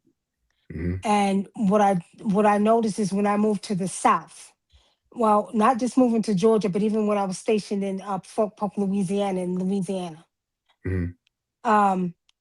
did slavery exist? Yes, I seen them. And what I mean by that, I not only seen physical things, I seen spiritual things. Okay. And actually, you know, I do a lot of work outside in the bush, and I'm outside and stuff like that. And one day we was by this old man's house. He was an old black man, very nice black man. And I'm standing at the side of his house. And I'm looking through the bushes. And when I look through the bushes, I see all of these. I don't even want to call them slaves. Because I don't even know if they say, I just seen them running. right? Now I'm talking about spiritually, y'all, because I can see like that. So I'm watching them run. I'm watching these people run. What I don't believe it existed to the point they said. I believe in the South, it was very prevalent that they took on different people, right? As what they call slaves to this day. I feel like it was very, big in the South because they still got some of that mentality down here. You know what I mean? And what I do see is when I'm dealing with people of color down from the South, is they still got that boss mentality, right? They still got the mentality of not looking a white man in the eye, right? So there had to be some type of energy that said there was some type of maybe form of hiding people, or they say slavery, that have some of these people still afraid to this day of these white people in the South, right? Yeah. So, Yeah. I mean, personally, I remember in the military, and I was in 1991. Me and my mother was driving from Leesville, Louisiana to Lake Charles. And there was a sign that said, whites welcome, blacks as fast as you can. Now, me coming out of New York, I blew my mind. I said, "Ma," I said, "You see that stuff?" And luckily, I always kept guns, y'all. I always did. I always had guns. I'm sorry, Wunam. You said it said whites welcome. What did it say about It blacks? said, What? "Whites welcome, blacks as fast as you can." As fast as you can. What the fuck is that supposed to mean? That means you're coming through what do they call them, little town, the sundown Oh, town? sundown town. Yeah. Sundown Yeah. towns. Yeah. But Yeah. I'm coming from New York. I never seen no shit like that, right? Right. And I'm looking at it, I'm like, Yeah. "Ma, did you say?" I couldn't believe it. But it was sad to me because that's made me think about and go back in my visions and look and say, you know what? They was doing a lot of stuff to black people. Yeah. If you want to call it slavery, I don't know. I just know down here, I felt the energy even more. And another thing, I went to go see a house because I was looking for a house with a pool. This house was built in 1830s. They still had the pictures of the old owners in there. But the trees outside of the house had a lot of moss hanging from it. And when I tell you, I said, "Nah," I had to get off the land. I said, "Nah, I'm seeing dead people hanging from the tree. I'm seeing black people, and I'm getting mad." Yeah. Yeah. Yeah. Mm-hmm. And the spirit said, every tree that has moss in it, they hung somebody from a tree. Wow. So again, I don't know if I want to call it slavery. I just know down here in the South, That's it was a crazy. lot of racist bullshit going on. And then even now, it's still a lot of racist shit going on. Oh, yeah. You still seeing truck drivers get hung.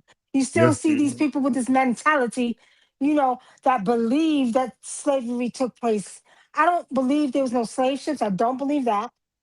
I believe that's a lie. Okay. I don't believe that they took slaves. They talk about the Transatlantic slave transatlantic slave trade. Yeah. trade. Right. I don't believe that. Hmm. I don't believe it. I feel like they were bringing them over here to work, and then they started activating that evil side and thinking they can control these people. You know what I mean? Yeah. I don't know. I'll say in the South, I can feel the energy, and they still have that mentality. Oh, yeah. And as we said earlier, they have been equally brainwashed and programmed, but, I feel like they're not telling the other side of the story, Yeah. because there was a lot of black people who got away. A lot of Oh black yeah. men that was not playing with their asses either. You Right. know what I mean? Right. Listen. Indeed. So with saying that, the way they portray it, was all people really scared, or was y'all just capturing them, doing some shit that we can do, and take somebody and hide them and get them to work for you, hold them? Was y'all doing that more than just, calling it slavery? Yeah. Yeah, I don't. I partially spiritually seen some things, and partially just don't believe all of that existed. Yeah. Nah, excuse me, I can't remember who posed the question, but whoever it was, Tribe, I appreciate you posing that question, because I wanted to hear y'all's opinions, because I ain't gonna front, like, based upon being, growing up in this school system, or I should say school/indoctrination system, I had, that was a thought that I feel like kind of encapsulated my mindset up until not too long ago, honestly, because I started thinking about it and it just didn't make sense to me, because, and I didn't even do no deep dive researching on it, but where the fuck are all the ships at? Like, where are they at? Exactly. You know, so seriously, you know what I'm saying? If it Exactly. really happened, you know, and then the more I learn about our culture here in the Americas, which this is all new to me, but I'm learning quite a bit. I'm looking at the realization that it probably didn't happen, like you said, on that level or that scale, Wunam. But in our elders, that the master teachers who I study under, who I sit at their feet, and I'm proud, you know what I'm saying, and humbled, and I'm grateful. It goes back to that programming we was talking about earlier. You know what I'm saying? Yeah. And we only had the access to the information that we had the access to. You know what I mean? It goes back to what you said when I'm about what do you know that nobody else knows? But at the same time, what do you know that certain people might know? You know what I'm saying? And that goes back to who programmed or who fed our minds, who gave us the food for thought. So it's like I think differently now because I need receipts. Like I don't go buy stuff without receipts. So it's like now I don't really feel like it happened the way that they pretend or project that it happened, but I do feel like it happened in a similar fashion to what you just said, Wunam, because I've seen that too. But at the same time, I just feel like they burned and they destroyed a lot of history and a lot of information so it's like that. It's like you erasing the scoreboard. So it's like us walking into an arena after a so-called championship game was played, but the other team had the ability to control what we saw on the scoreboard before. You know what I'm saying? We didn't get to see the game, but we got to walk in the arena after the game was played. They had control of the scoreboard. So now we're looking at them like, oh yeah, they won 97-22, but we ain't see the game. But you just gotta take our advice. You know, you gotta take our opinion and perspective. That's the score, 97-22. You know what I'm saying? Like, nah, nigga, we ain't see that. Especially when you hear that our people have been here before, like before Ivan Van Sertima says before Columbus, right? We've been here. We was on this land first. And you mean we was slaves? We was the first one to walk. What you talking about? You know what I mean? So you can't tell me I was a slave. You know? Yeah. I mean, my father used to say that his side of the family were never slaves, right? So I'm not saying slavery didn't happen, but I am saying is that, you know, they didn't tell you the whole story. It's kind of like, it's called erase. I'll call it erased and replaced, right? So, you know, and one thing what we can say, since we are here during this time, most of us was here during this time, right? We can look at in our lifetimes to see how they didn't play the narrative over and over and over again, right? Remember, we had this conversation, Wunam, about slave narratives and why they were detrimental because they kept on showing them over and over again in the movies. And let's programming though. That's literally that's the seductive subliminal programming. I never watched slave movies ever because I know my mentality, and Wunam, you said it. We have our ancestors in us, and that DNA is real. I know the way I am, and I'm gonna throw this disclaimer. I always do. I ain't saying I'm the hardest dude in the world, the toughest dude in the world. I ain't saying I'm none of that. Don't want to be, but at the same time, I am gonna declare. I'm a person, I ain't taking no fuck shit off nobody. You come to me with that bullshit, I'm gonna try to cave your fucking face in. Don't play with me. You know what I'm saying? Because that's just my energy. And that's how I feel when people cross me. But I don't move in the world like that. I don't want no problems with nobody. I like to laugh, joke, have a good time. You know what I'm saying? Like all that. But please don't come for me, man, because I'm not taking that from you. And I don't give a fuck who it is. Like, I don't play like that. So it's like, I know if I have that in me, and I mean, it's in me. I know it came from somewhere. They wasn't having that. They not taking none of that. So I don't know who y'all talking about. You know what's crazy is back to what we got to understand this. What did Francis Cress Wilson say? Genetic annihilation. So all they're doing is becoming their very own undoing, right? So we don't have to do that no more. We don't have to worry about that no more because they're slowly but surely just going away and going away. You got it? ISIS papers, right? So, and I've had the pleasure of having her on my radio show 3 times. I love her. I had the pleasure of having her 3 times. So, I mean, the thing about it is we got to understand, you know, they're going to do everything in their power to try and keep those images and thoughts in your head. But they never banked on the fact that as this earth and this world is going through a transformation, so are we. So are we. It don't matter what you do. Exactly. And you can give us new medicines, right? But did you realize that the DNA was going through a transformation? So if you give me genetic foods, my body's going to, how you call transform. It's going to evolve. No. If you give me genetic food, my body's going to kick it out because they don't belong in my body because the new DNA says, hell no, that's fake. Yes. I don't want it. You understand? Your body's going to reject it. So they're not understanding the seriousness of the spiritual, physical transformation that humanity is going through. Yeah. Right. And we're Right. going through this physical change. And what's happening is the more you do, the more that it's going to be washed away, put away to the back burner, because we're not going to remember nothing, because our DNA is taking us to the next level or the next vibrational energy or whatever you want to call it. Supercell, elevating. But you know, they did some research in what is called the Heart Math Institute. And what happened is that they experimented with DNA, and they discovered that when a person is in relaxed and in a state of joy, their DNA expands. But when they're in a state of fear, trauma, or sadness, their DNA contracts. You see what I mean? So what we're going to do is we're going to be in that stage of expansion.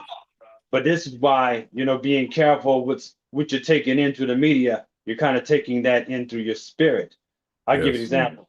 See, everybody, we may not can necessarily say that we can recall what took place 200 years ago, okay? You could say we were there, but not in these forms. So our memories are kind of like blurry about that, because we have different aspects and narratives on how that may have happened. You know, everybody may have seen it different. Some people are coming in from different timelines and so on. So you have that which appears that these contradictions about how things took place. However, we do remember, because we're on this timeline of the attacks on September 11th, right, 2001. So what that did, that reactivated the same existential terror that began during what they called the Cuban Missile Crisis. For those who were around at that time, that basically reactivated their trauma. So suddenly you had all these Americans, they were told that danger could strike anytime at any place from invisible enemies, right? And the media, it replayed the towers collapsing thousands of times. You couldn't even turn the TV on without seeing a replaying to destroy the Pentagon and all that stuff. And they replayed the towers. All right, so certain communities that were already with systematic trauma. What's that, Wunam? I said I actually used to work on the 95th floor in the towers. Right. Oh, okay. So you were there. So you saw how high those towers were. Yeah, you know? I worked on. You had to take 2 elevators to get up, but I worked on the 95th floor. When you would look down, everybody looked like a dot on the ground. That's how high it was. Those were big. Those were huge. Yeah. You know, and what's interesting, there was an old school, I think it was the Spider-Man video game before that happened, that showed those towers getting destroyed. And there was like comics, there was books showing meteors hitting those towers and everything else. It's almost as if they were getting you ready, okay, for the story that they was going to sell to the people, a narrative that's going to put fear in people. So then you got this COVID-19 incident. That's just right around the corner in history. We had this story of a pandemic, right? It's this mass traumatic event, unlike any in modern history, according to them. People were isolated. They were bombarded with death statistics, and they're forced to confront mortality every day, right? With all these fears, they was having people put on masks. They were telling people, you need to take this shot. I'm gonna tell you something. I never took the shot and I never got sick during that whole time, right? But people that I know who took the shot, not only some of them got sick, but some of them even died after taking the shot. Okay, I'm gonna just keep it real.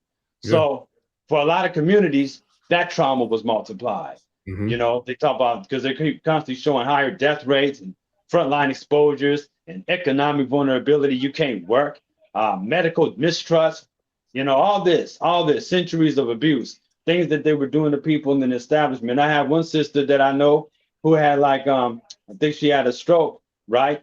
She was cool. Then she goes to the hospital, and next thing you know, she catches COVID while in the hospital after taking a shot, and she passes away. Man, listen, I lost a brother, man.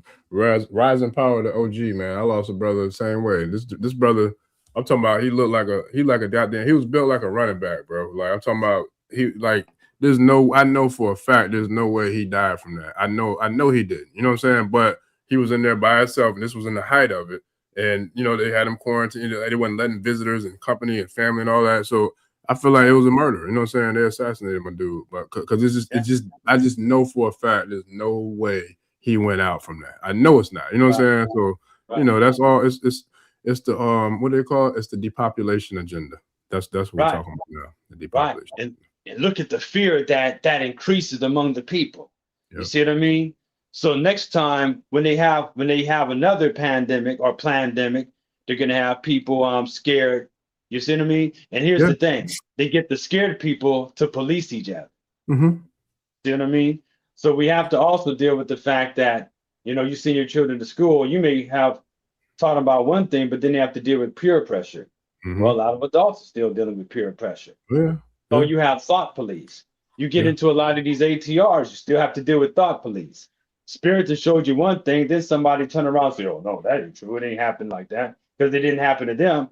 And I'd be in a mess around and say, man, fuck you. It happened to me. You know, and that was good enough. You know, you said the Orisha don't come to people in dreams. They came to me in dreams, and they was teaching me all kinds of stuff. I'm not going to wait for you to tell me anything because you want to have some type of control over my narrative. You see what I mean? When you have your personal destiny, right?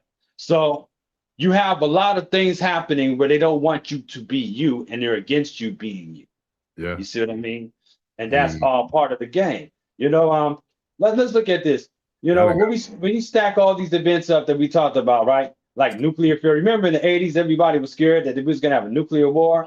Yeah. Another form of fear, right? You know, all the gender war, all that's fear-based, all of that. You know, so you get this population living in trance density. So that's that when I'm talking about that inherited fear and that unresolved trauma and stories built on top of the trauma. And people become reactive instead of reflective, and they're anxious instead of grounded, right? And they're all divided, and they've lost all connection because of that division. So as us, as people, you know, Black people and so on, indigenous people, this trance runs deep because we're talking about, well, at least 400 years as they have recorded of our ancestral trauma. They'll see the systemic oppression and the psychological warfare. So transcendence, then it looks upon as being survival. And it's this process of breaking that trance and healing the nervous system and reclaiming the clarity that history tried to erase. How do you heal the nervous system? You got to go out in nature. You got to connect back to the trees. Notice how I remember in Seattle, right? They used to have plum trees and blackberry bushes growing everywhere. And the funny thing is around 2010, right, when they had the sustainability movement, this is supposed to be when they're talking about people living in sustainability and renewable energy. Well, guess what they did? They cut down all the black bushes and removed the plum trees and wanted to make it illegal that people grow fruit trees in their yards. Yeah. Wow. You know what I mean? You know, so, and here's the thing. They tricked people into thinking that clearing away the black bushes was a good thing because they were saying that they were invasive plants. But don't you remember grandma making blackberry pie? You know what I mean? Yeah. You know? So the game that they play is if you are not aware of certain things, they trick you into making agreements that put you in a bind. You see what I mean? Even when they have these petitions and they're trying to rush you to sign a petition, you need to read it yourself because you could be signing away home safety or worker safety because they wanted to put the funding into something else. You got to pay attention to what you're signing and what you're agreeing to. You know what I'm saying? The 5%ers used to say that my word is bond no matter to whom or what. And then they replied by saying, I shall give my life before my word shall fail. In other words, you got to pay attention to who you're basically giving your word to. You see what I mean? If you don't agree with the philosophy of joining the military, right, and you think it's going to be a problem, remember, you take that oath, well, you're bond. You're bond to that oath. You see what I mean? So when we say things, these are like words, these are spells and everything else that we're putting out into the universe, right? So that many slaves ran away. But here's the thing. During the time of the so-called Emancipation Proclamation, it wasn't Abraham that freed the slaves. Black folks freed themselves. They freed themselves. You see what I mean? Yeah. So, well, you know, that's the thing where I feel like the story is very convoluted, and I'm not saying it didn't because I don't speak on stuff that I don't know. And I know, shout out to brother Nkosi because he shared that it was real. I know he's a masterful researcher, so I'm not, I'm not going to dispute or debate with anybody on that topic because that's not my area of expertise. However, I do have to say I feel like it's not adding up. All the numbers aren't aligning to what their so-called story is about it. You know what I mean? Now, I went to Elmina. I walked through that dungeon. I felt that energy. Some shit happened in Elmina. I'm telling you that right now because I was in there. I felt that I'll never forget what I felt when I walked. I felt like what Wunam was saying about seeing them trees with the moss. That's how I was when I walked through them dungeons in Elmina. So I know for a fact some stuff went down in there. But I tell you one thing, I also know them prayers that I left and them libations that I poured when I was in there too. And I sure as hell see a lot of things happening. I'm not saying I'm the catalyst, but I'm damn sure saying that I see a lot of things happening right now. Like for real, where the ancestors that I spoke to and prayed to and venerated, they already was doing whatever. But I'm just grateful to have the opportunity to walk through there. I hated feeling what I felt, but I feel damn proud that I poured them libations and I prayed the way I prayed because I see collectively on both sides of the veil, we doing the work, regardless of, if it happened, if it was as bad as they said it was or whatever the case may be. But I know one thing, it doesn't add up to what they projected on us based upon the receipts that they don't have or I haven't seen, you know what I'm saying, to make it quantify what they, try to put on us, man. So, it's something I got to do a lot more research on. But shout out to T. Wriggles because she said Dan Calloway is the expert in this space.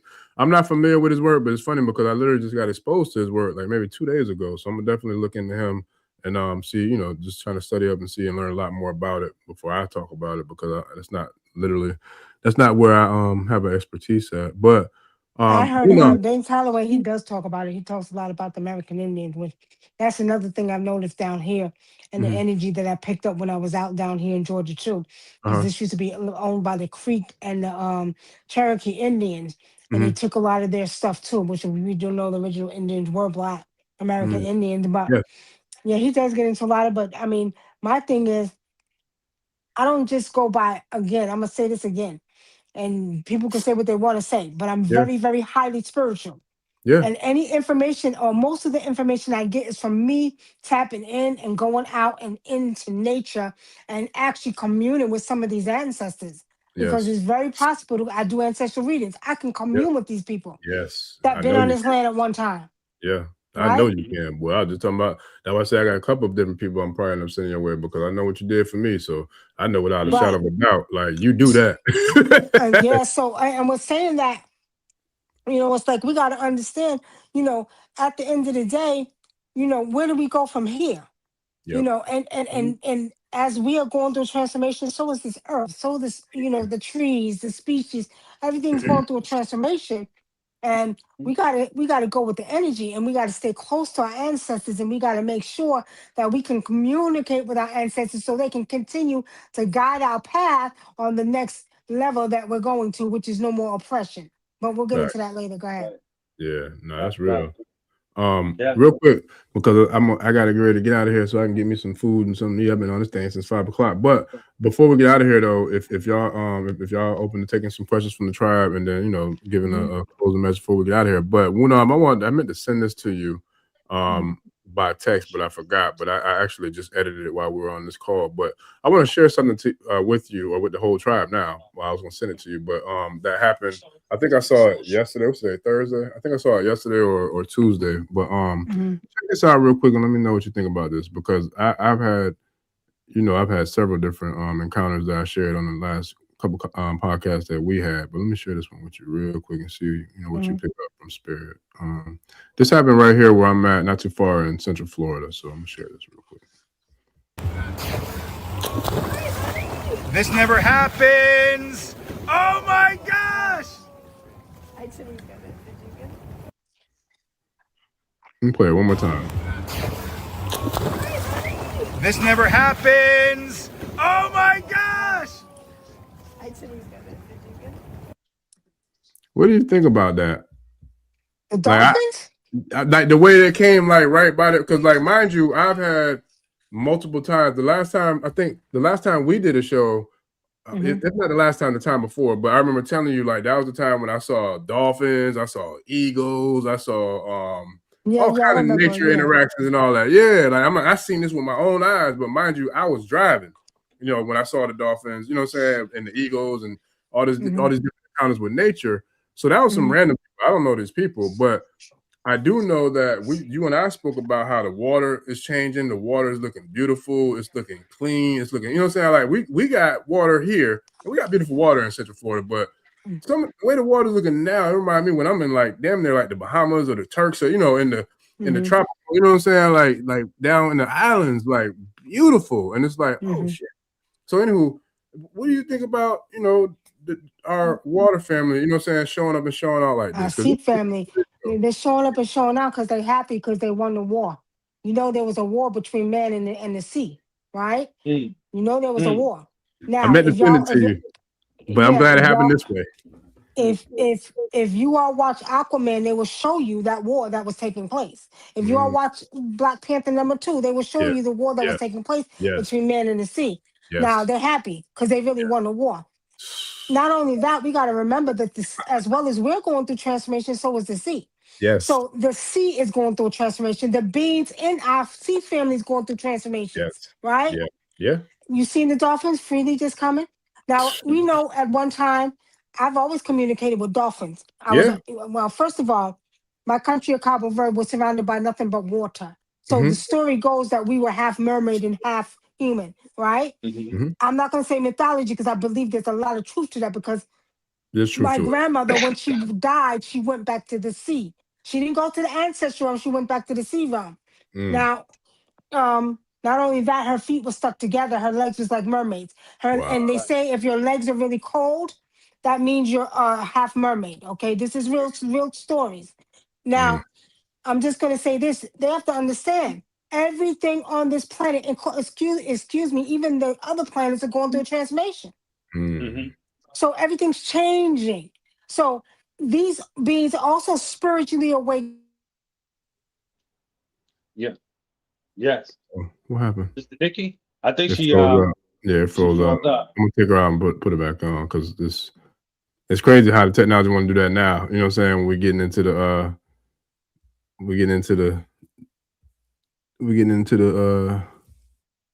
oh wow. It's okay, Baba. We can chop it up. Let me know your thoughts because it's crazy. This happened with 100 earlier too. Like literally, like during his live stream album release party. Excuse me, his screen went black.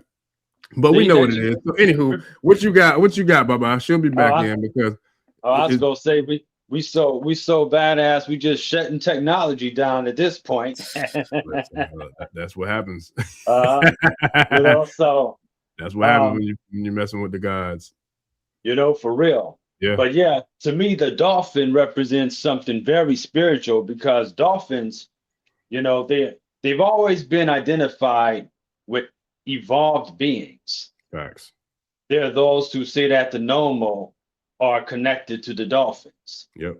Facts. And that dolphins are known to see a human swimming and drowning. They've been known to rescue the human and bring him back to the land. Yep. Right? So the dolphin, to me, that's the dolphin's way of letting you know, hey, we're here. We got your back. Yes. Yes. Now, he said that's never happened before. A lot of times when you're in tune with certain elements of nature, you will see things like birds, certain type of birds that you don't normally see, right? Yes. Like, for instance, when I was going through a very spiritual moment in my life, I was doing a lot of prayers. I was working with Oshun and things of that nature. And for the first time, I seen a blue jay not too far away from a blue heron. Now, keep in mind, there's an aspect of Oshun that wears blue. A lot of people just think she wears yellow. There's an aspect of Oshun in that. Yeah. You see? Yeah.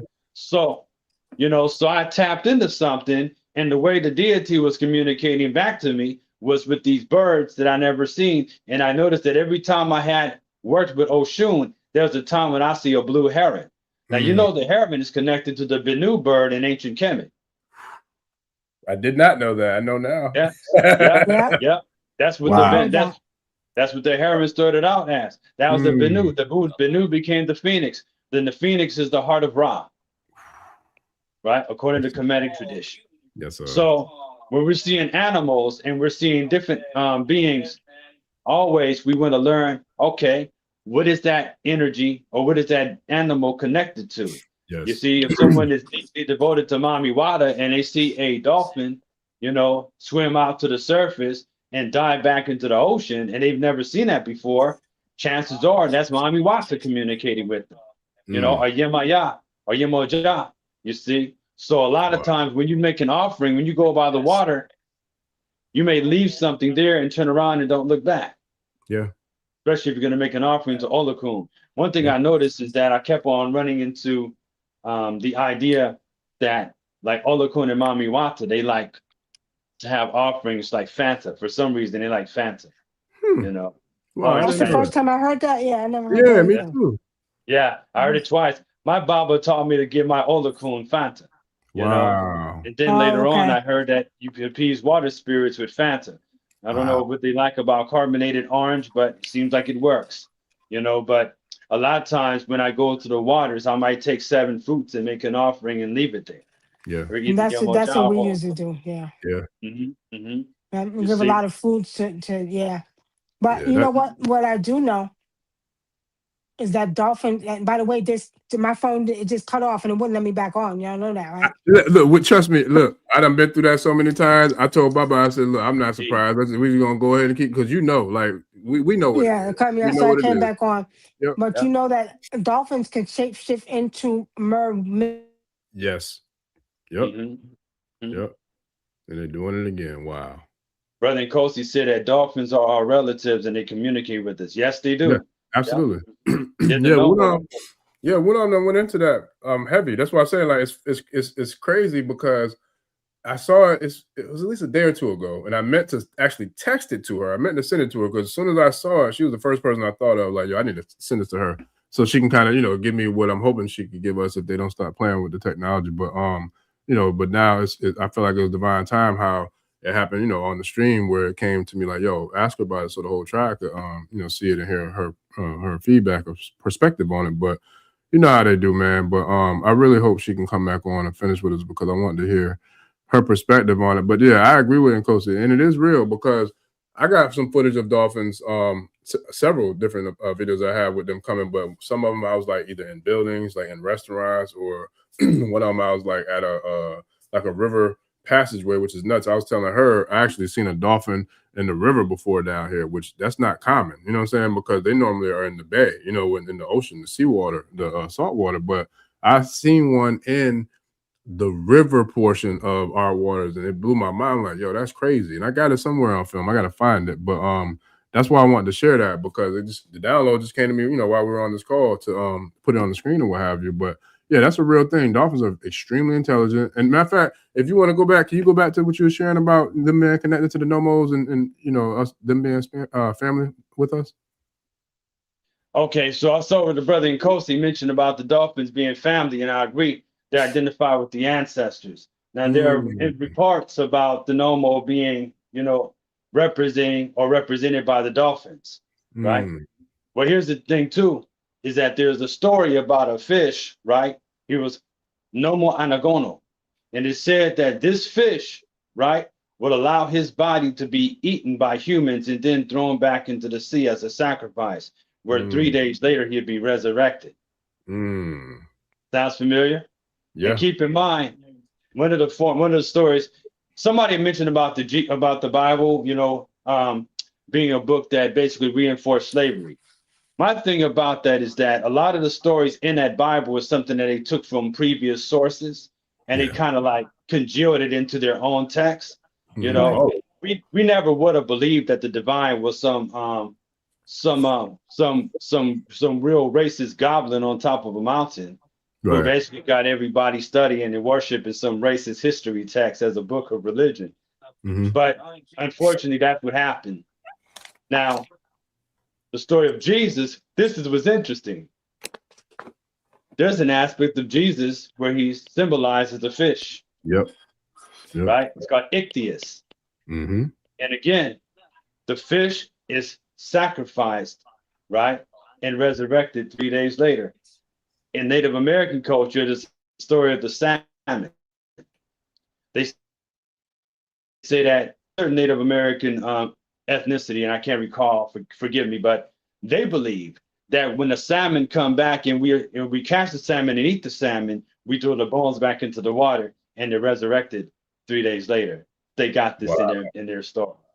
But if you look on the zodiac, remember that I believe that the fish represents the age of Pisces, coming from the age of I believe into the age of I know, and Aquarius. That's the age of So Jesus represented that fish, which is Pisces, which is 180 degrees from Virgo, representing being born of a virgin. Oh, that's part of the zone of the your astrotheology. You see, so that's a science. It's very ancient, and we got to keep in mind that the story of the stars is one of the oldest traditions that became your religion. The word magus, magic, comes from the magi, who were stargazers. Yeah. Right. But Yeah. that word magus is also connected with imagination and image, because that's connected with the magic. Yeah. You see what I mean? The wise guys, the wise men. Indeed. Indeed. Dolphins speak to children when the womb of a woman is around. It does something great to the child. Ashe. Yeah. Ashe. Yeah. Yeah. Yeah. There's a close connection. Well, now you back? Yeah, I was saying, you back, Wunam? Can you hear us? Yeah, I'm here.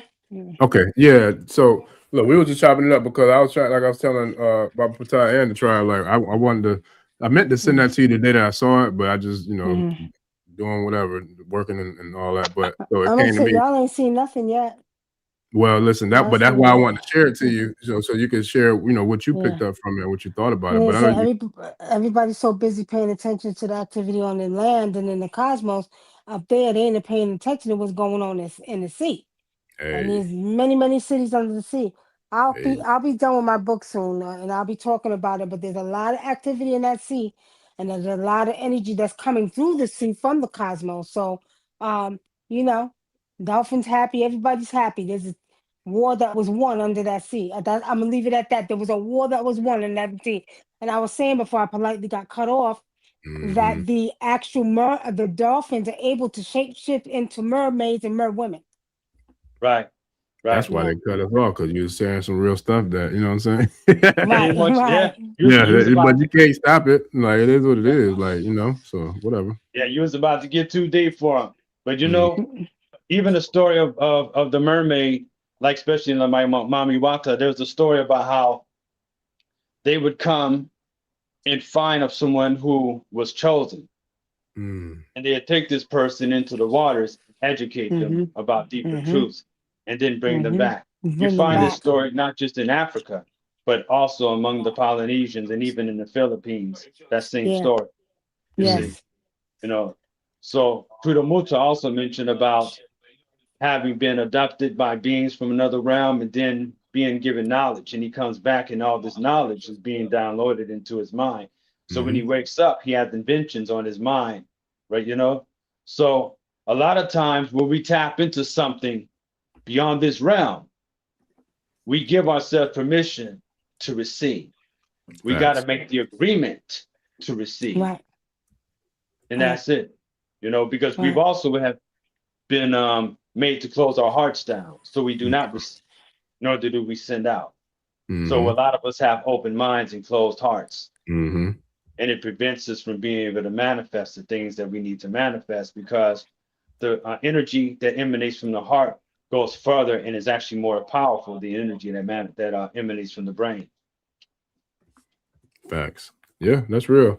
But it's funny because that's one of the things I'm most grateful about with my journey, man, is the fact of finding out that I'm a child of Obatala, and then not too long after that, Orumila. But I'm grateful for the peace and the serenity that they pour within me, because the fire is there and we got to have that fire. But I ain't gonna front. I know my fire was fiery. You know what I'm saying? It still is, but I'm just grateful for like that. The white aspect. Of being able to kind of cool it down, because it gives me a lot more patience. And it gives me the opportunity to like really deal with things from a logical, spiritual, more calculated perspective, versus just wanting to like knock some shit over real quick. You know what I mean? Like, not saying that it ain't still there, because it is, but it's nowhere near like it used to be when I was a lot younger. But I'm grateful for it, because I can see how it saved a lot of relationships. It saved a lot of opportunities. It saved a lot of things for me by not allowing that energy, to turn up and raise up to just, want to just go crazy, like violent or, aggressive and all that. So,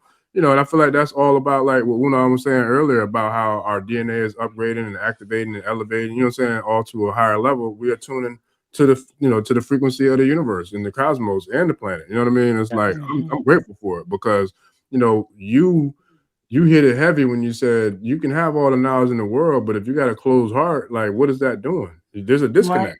You know what I'm saying? So you gotta. The goal is to have both. To be able to have Right. the open mind, to have the open ori, to Right. have the open mind's eye with the heart too. So that way, you know, you're not off balance. You know what I mean? You're able to bring Right. both of them to the equation. And I ain't perfect. I got a long ways to go. I ain't never gonna be perfect, but I am grateful for, you know, how Spirit has led me to grow and evolve, because I feel like I'm a lot better now than I was yesterday. And I'm gonna keep working on getting better, you know what I'm saying, tomorrow than I was today. So I feel like that's all we can do, really. Right. Mhm. And you know, you mentioned the Ori and Obatala. And the thing about it is that, you know, fear is a sign that there's an imbalance with the Ori, and or you're living in fear and constant anxiety. You know, so this is why we want to tap into working and feeding and making sure our heads are clear. Yes. You know, because it helps us return to our purpose, we return to our inner head, we connect to our higher self, which is called the Eponary. That's just the higher self that dwells in heaven. But when we live in fear, that shrinks the world, right? So we work with our consciousness, with our RE that expands it, you know. So you talked about Obatala, right? Obatala represents calmness, clarity, purity, cool-headedness. And according to the Meta Netter Volume 1, it talks about Obatala being connected to Osir. See, so both, like we spoke about earlier, or in another episode, the story of Obatala and the story of Osir is practically the same in the regards that both of them got broken up. Orisha and La was broken up into pieces and scattered when a particular being had rolled a huge boulder down the hill and smashed him into pieces. So he had to be brought back together. There's a story about how, in the beginning, Obatala had given the world light, and that shoe broke the light into pieces. And then eventually light was brought back together. So it's about bringing back the fragments of ourselves, you know, and returning to that state, which is considered to be coolness, right? A cool head cannot be hypnotized by fear. Yes. Right. So, you know, and this is literal, because if you study Qigong, right? If your head is hot and if your stomach is cold, that means that your life force has been thrown off and that your life force is imbalanced. Right, Yeah. that's This is real, literal. man. I do Okay. Qigong every night, so he's telling the truth, I y'all. need to learn that. That's real though. Even like, Yeah. because I'm telling you, Yeah. like I know me. If I get I give gratitude. I haven't like crossed that line. It's been a long time, like probably a decade. But I just know, like when that energy got that, it's like a volcano. When that energy start bubbling up, and God forbid if it fuck around and come across the crescent of you know, so the volcano, it get out.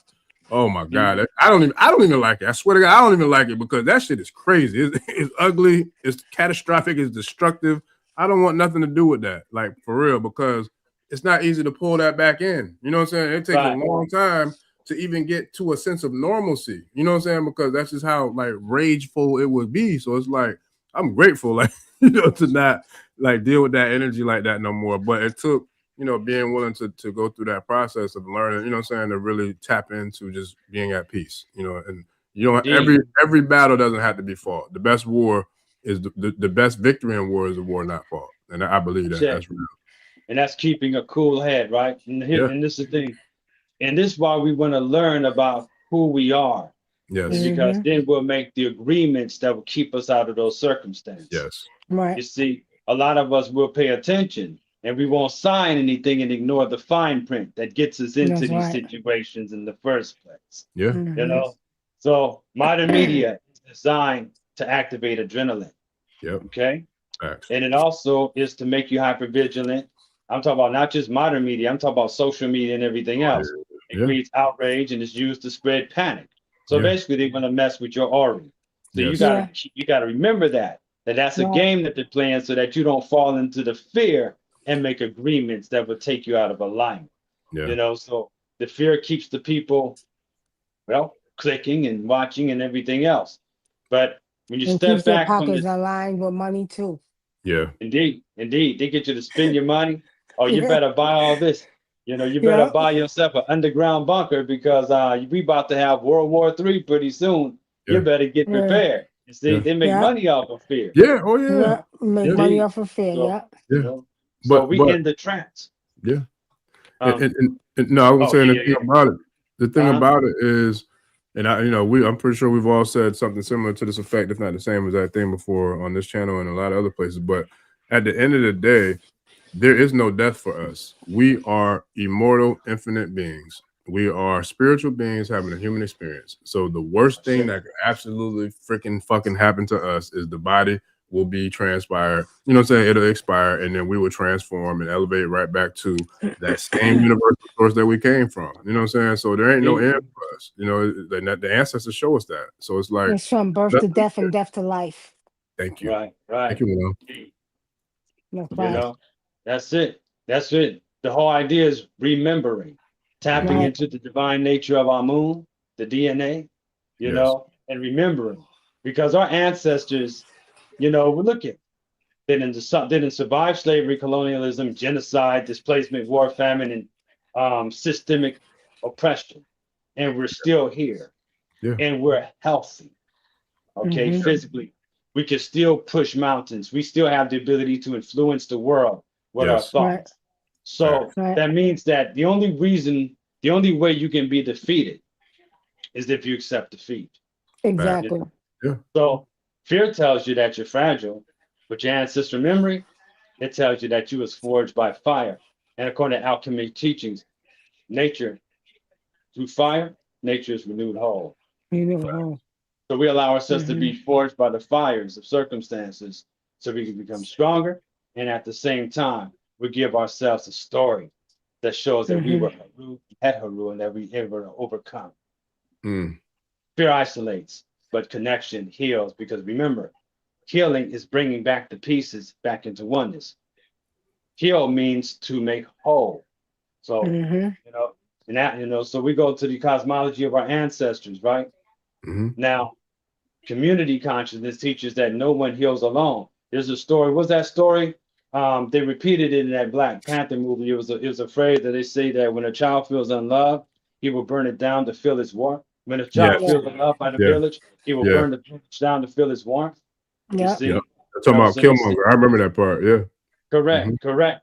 So community also breaks down into common unity, Yes, because sir. Right. there's one divine consciousness that pervades all things, which is what I think what Sister Nikki was also touching upon is there anything that you know that someone else doesn't know? Because basically we're all downloading. You download something here, you discover that someone on the other side of the world downloaded the same information.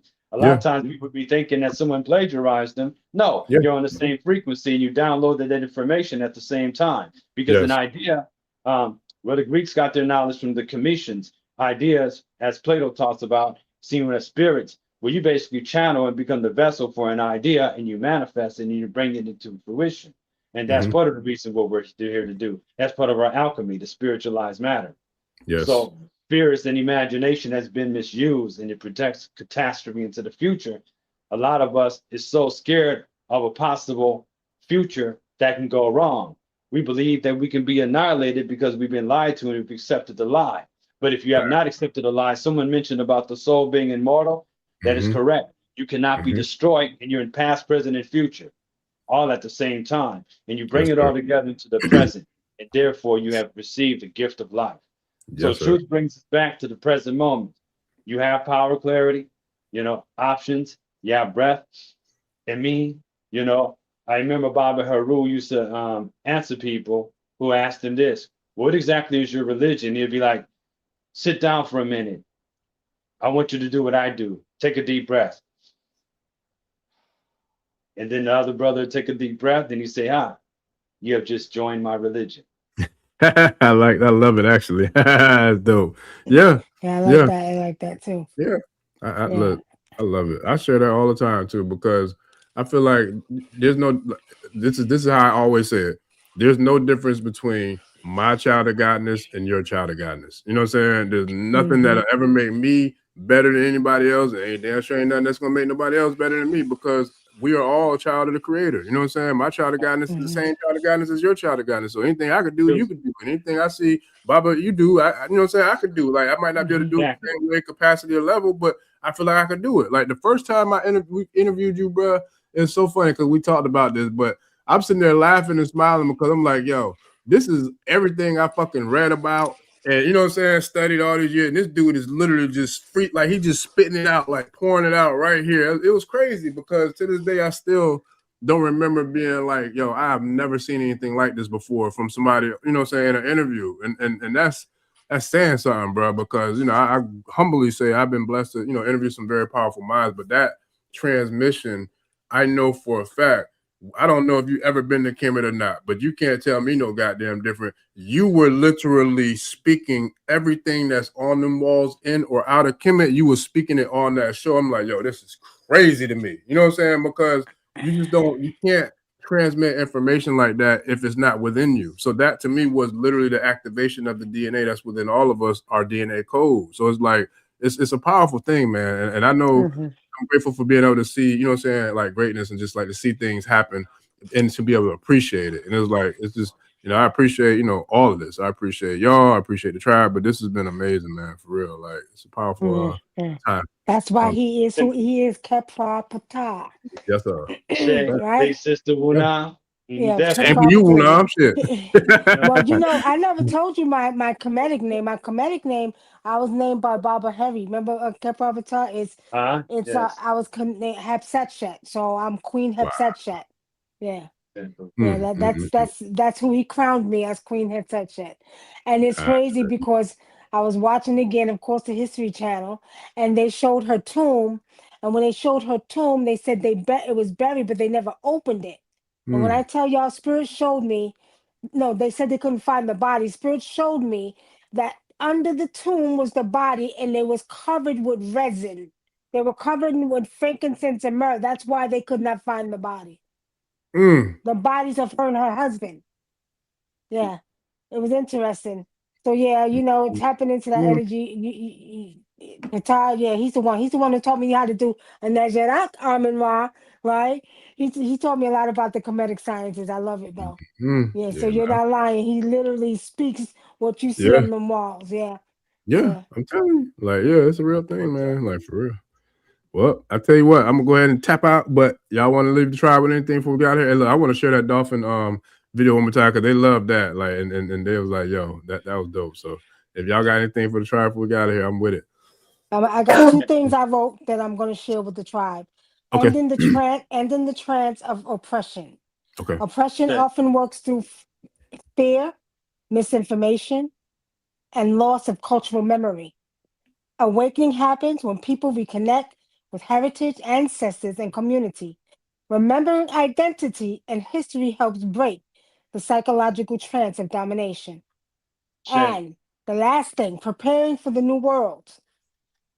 Preparing for a new world means strengthening families, healing spiritually, learning ancestral wisdom, and building communities based on balance and integrity.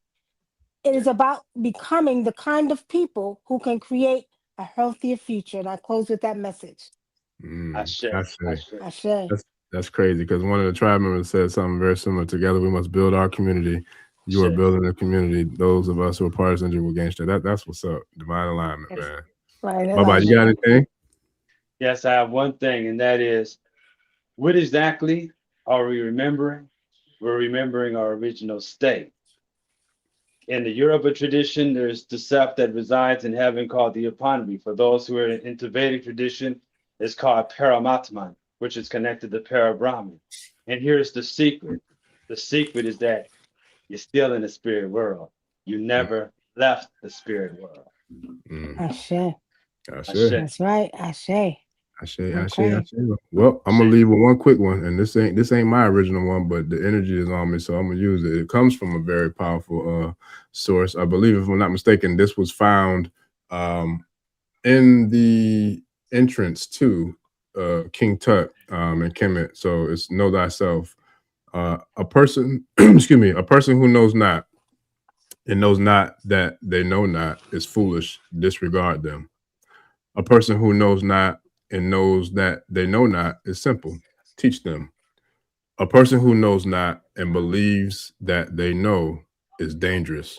Avoid them. A person who knows and knows not that they know is asleep. Awaken them. A person who knows and knows that they know is wise. Follow them. All of these persons reside in you. Know thyself and may Ma'at be true. A modern adaptation to an ancient ancestral proverbs. So with that being said, man, I'm gonna leave this thing with this dolphin one more good time, you know, so we can get some from our C family, because we're gonna know thyself. Out of this thing, man. So I definitely appreciate both of y'all for coming through and doing what y'all do. This was amazing, as I knew it would be. Yeah, I'm looking forward to the next time, man, so we can continue to do what we do, man. So Tribe, I appreciate all y'all. Those who made it to the earlier shows, man, I appreciate y'all for rocking with us on this marathon. Shout out to Nipsey Hussle the Great, man, because the marathon does continue through us, and we're going to continue to do this. Man. Now that we stand about it, we forward, ain't over till we win. And we're going to lead us with our C family until we meet again. With that, I'm Marisha Bemi. Appreciate, love all y'all. We'll see y'all in the next episode, family. We out. Peace. All right, love y'all, family. Peace. This never happens. Oh my gosh. It happens in these Ase streets. All right, family. We'll see y'all. We out. Peace. Odabo. Odabo. Ẹni tó gbàgbé ilé sàpò ìyàpọ̀ tẹ́ǹtì ẹni takísà ní tàtàn ò bá padà sílé anítìjàkọ ẹja lọ pé eégún mo sì ẹni gbẹ́rẹ́ ìpàkọ́ forsake not your ancestors and praise your.